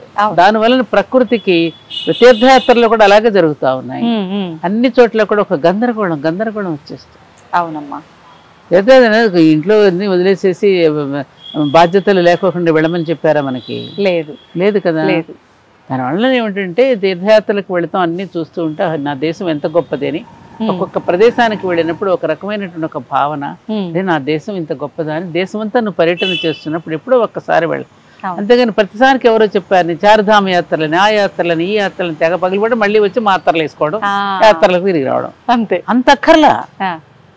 ఆ ఛాందస భావాలు పెంపొందించుకోకుండా దైవాన్ని ఆరాధించుకోవడం అనేటువంటి పద్ధతి ఏదైతే ఉందో దాన్ని మనం అనుసరిస్తే చాలు. ఛాందసాలు ఎక్కువైపోతున్నాయి. అవునమ్మా, చాలా మంది ఆధ్యాత్మికతకు దూరం అవటానికి కూడా ఒక రకంగా ఇలాంటి భావనలే కారణం. మా మాస్టర్ గారు ఎప్పుడు చెప్పారు, 3 చాలు పరిపాలిస్తున్నాయి మనల్ని: చాపల్యం, చాంచల్యం, చాదస్తం. బాల్యంలో చాపల్యం, యవ్వనంలో చాంచల్యం, వృద్ధాప్యంలో చాదస్తం, 3 చాలు. నిజమే అమ్మా, గురువు గారు చాలా కరెక్ట్ గా చెప్పారు కదా. అందుకని అవి తగ్గించుకుని దాని పరమార్థం ఏమిటో చెప్పి ఇప్పుడున్నటువంటి తరం పిల్లలకి ఆసక్తిగా వింటున్నారు వాళ్ళు. అవును అవును, మనలాగా పెద్దవాళ్ళు చెప్పేసింది వినేసి చేయరు ఇప్పుడు పిల్లలకి. వాళ్ళకి కావాలి వివరణ ఇస్తే ఇప్పుడు పిల్లలు బాగా రిసీవ్ చేసుకుంటున్నారు. ఆ తరానికి మనం అందించగలిగితే వాళ్ళు చాలా చక్కగా మనం దేవాలయాలకు వెళ్ళినప్పుడు మనం ఎలా ప్రవర్తించాలి, ఇప్పటికి ఇన్ని తిరుగుతున్నాం, ఇన్ని చూస్తున్నాం. అసలు దేవాలయానికి వెళ్ళినప్పుడు, వనాలలోకి వెళ్ళినప్పుడు ఎలా ప్రవర్తించాలో అలా ప్రవర్తిస్తున్నామా మనం? లేదు. గంట కొట్టడం తెలియదు, ఆ గంటను మోగించేటప్పుడు ఆ ఓంకారాన్ని వింటున్నామా? కనీసం ఒక 5 నిమిషాలు కూర్చుని ఒక మూల, ఏదో మూలాధారం మాస్టర్ గారు అనేవారు, మూలాధారాన్ని ఒక మూల ఆనించేసి వచ్చేస్తుంది. మూలాధారం అంటే ఇక్కడే కదా ఉండేది, ఆనించేసి వచ్చేస్తున్నారు. మరి కాసేపన్నా కూర్చుని ధ్యానం చేసే సమయాన్ని మనం ఇవ్వగలుగుతున్నామా? లేదమ్మా.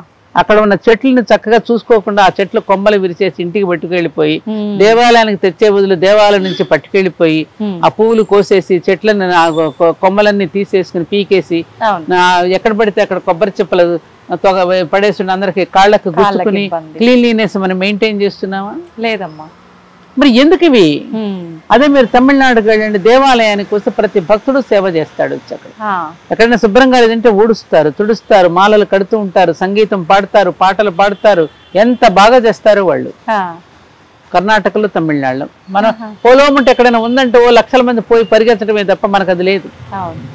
మనకు లేదు. మన తెలుగు వాళ్ళకి చాలా శూన్యం, అది నేర్చుకోవాలి మనం. అవునమ్మా, నిజంగా అమ్మ. ముఖ్యంగా కార్తీక మాసం అంతా కూడా చాలా పవిత్రమైన మాసం. మీరు ఇందాక చెప్పినట్టుగా ప్రతిరోజు ప్రతి మాసం పవిత్ర మాసమే కార్తీక మాసం. ఇప్పుడు శ్రావణ మాసం రాగానే మళ్ళీ మీరు ఇదే చెప్తారు, అవునంటారా? లేదా ముఖ్యంగా కార్తీక మాసమే. మార్గశీర్షోహం అని అన్నాడని మళ్ళీ అది చెప్తాము. ఏ మాసం కాదు పవిత్రం, ప్రతిరోజు పవిత్రమైన దినమే. కానీ కార్తీక మాసంలో వచ్చే సోమవారాలకి చాలా ఋతువులు, మనకి ఋతువులు మారుతూ ఉన్న కొద్దీ మన ఆహార పదార్థాలు, మన నియమాలు మారుతూ ఉంటాయి. ఎందుకంటే ప్రకృతికి మానవుడికి ఉన్న అనుసంధానం, ప్రకృతిలో ఏది జరుగుతుందో మార్పు నీ దేహంలో అదే జరుగుతుంది. చలికాలం రాగానే నీ దేహం ఎందుకు ముడుచుకుపోతుంది? ఎందుకు క్రీములు తెగబూసేస్తాం మనం? వర్షాకాలం రాగానే ఎందుకని మనం ఎట్లా ఉంటున్నాం? ఎండాకాలం రాగానే ఎలా ఉంటున్నాం? ఆ ఉష్ణోగ్రతకి ఈ ఉష్ణోగ్రతకి ఏంటి అనుసంధానం? ఎందుకని చల్లనీళ్ళతో స్నానం చేస్తున్నాం మరి చలికాలం అయినా కూడా? సైన్స్. అందుకని మనకు ప్రకృతిలో జరిగే మార్పులు మన దేహంలో జరుగుతున్నాయి కాబట్టి ఆ మార్పులకు తగినట్టుగా తీసుకున్న ఆహార పదార్థాలు కానీ, మన శారీరకమైనటువంటి ఏదైతే ఉందో మన కాన్స్టిట్యూషన్, శారీరక తత్వాన్ని బట్టి మనం ఎలా ఉండాలో దానికి చెప్పి ప్రతిరోజు మంచి రోజే, ప్రతి మాసము మంచి రోజు. 3 ఋతువులు మంచివే కదా? మంచివే. కానీ అమ్మా, మీరు ఇంత చెప్పినా నేను అడుగుతాను, కార్తీక సోమవారాలు విశేషం అంటారు, ప్లస్ ఈ కార్తీక మాసంలో వచ్చే ద్వాదశి ఇంకా విశేషం అంటారు. మామూలుగా ఏకాదశి అని చెప్పి, ఏకాదశికి ఒక ప్రత్యేకత ఉంది, ఏకాదశి ఉపవాసం అని చెప్పి. ముఖ్యంగా ఈ కార్తీక మాసంలో ఏకాదశి రోజు మనం ఏం పాటించాలి, వీటి గురించి? మొత్తం మనకి కర్మేంద్రియాలు 5, జ్ఞానేంద్రియాలు 5 కలిపితే 5 + 5 10, మనసు కలిపితే 11. అదే ఏకాదశి రుద్రాభిషేకం. ఓకే. మన మనసుని, మన ఇంద్రియ దానిని జయించడం, స్వామిత్వం పొందడం, ఇంద్రియాలను జయించడం కోసమని సోమవారం నాడు ఏకాదశి రుద్రాభిషేకం చేస్తున్నాం. అలాగే ఏకాదశి సూర్యుడు, చంద్రుడు, భూమి ఏ విధంగా ఉంటుందో దానికి సైన్స్ ప్రకారం రాకెట్లు ఆ రోజున ఎందుకు ప్రయోగిస్తారు, ఇవన్నీ కూడా దానిని బట్టి ఆ ఏకాదశి రోజున కనుక మనం ఉపవాసం చేస్తే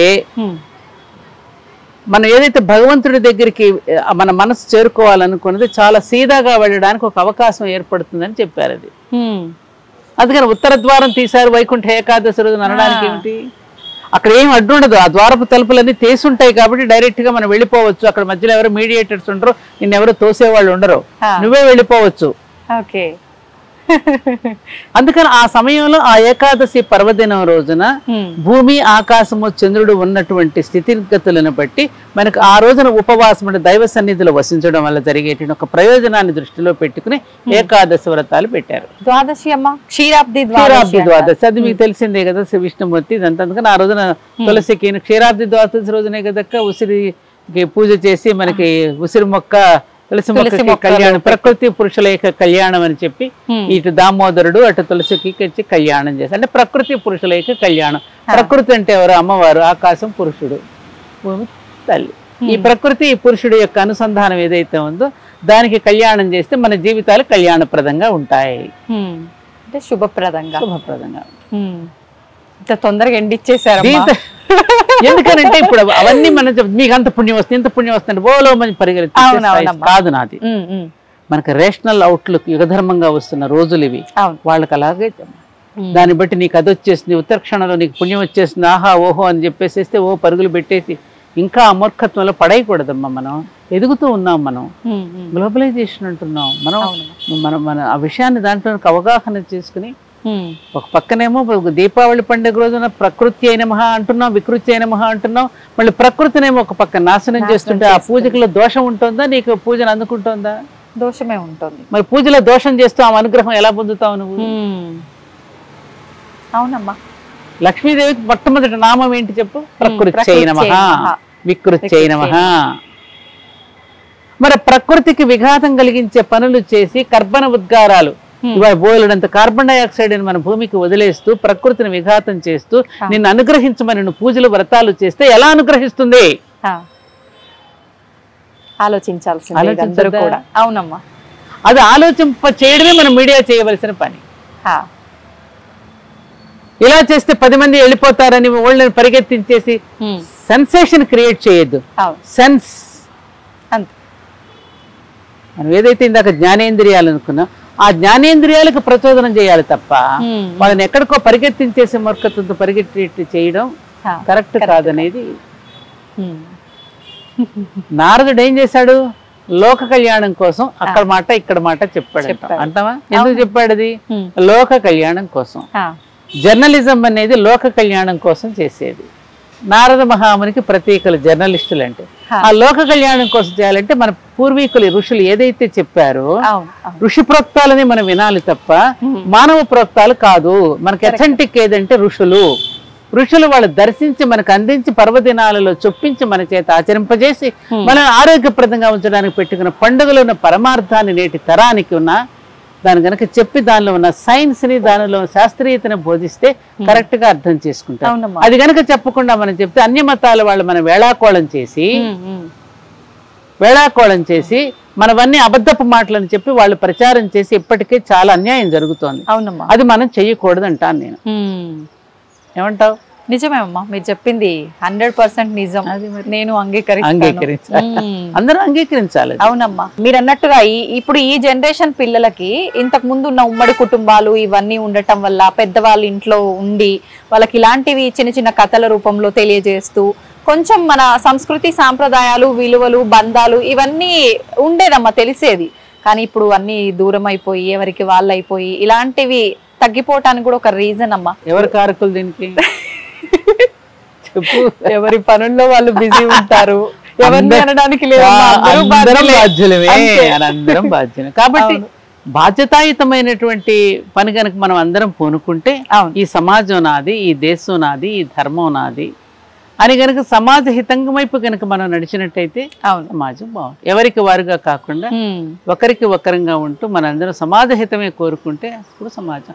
ఆ సమాజ హితం కోరుకున్న వాళ్ళే మన ఋషులు. కాబట్టి ఋషుల యొక్క మాటల్ని మనం అర్థం చేసుకుని దాని తగిన రీతిలో మనం ఆచరిస్తే తప్పకుండా ప్రతిరోజు దీపావళే, ప్రతిరోజు దీపావళే. అందరిపైన ఉంది బాధ్యత. సంతోషం అమ్మా, చాలా మంచి విషయాలు తెలియజేశారు. నిజంగా మన ధర్మం కనుమరుగైపోతుందేమో అని భయపడే రోజులకి వెళ్ళిపోతున్నాము. అలాంటి సమయంలో మీలాంటి వారి మాటలు చాలా ఉపయోగపడతాయమ్మా మా అందరికీ కూడా. కనుమరుగవదాం. సత్యం ఎలా కనుమరుగవుతుంది? సత్యం సత్యమే. ఇవాళ కాకపోతే రేపైనా బయట దాని మీద పట్టిన బూజు, దాని మీద పట్టిన అబద్ధపు ఇదంతా మనం ఊదేస్తే ఆ సత్యం బయటకు వస్తుంది, ఎప్పటికైనా వస్తుంది. సత్యాన్ని ఎవరు ఆపలేరు, ధర్మాన్ని ఎవరు ఛేదించలేరు. ధర్మమే సత్యం, సత్యమే సత్యం శాశ్వతం. ఆ శాశ్వతమైన ధర్మమే మన సనాతన ధర్మం. దట్ ఈస్ ఎటర్నల్ ధర్మ. ఓకే, థ్యాంక్ యూ అమ్మా, ధన్యవాదాలు. అందరికీ శుభాకాంక్షలు. మీకు కూడా అమ్మా.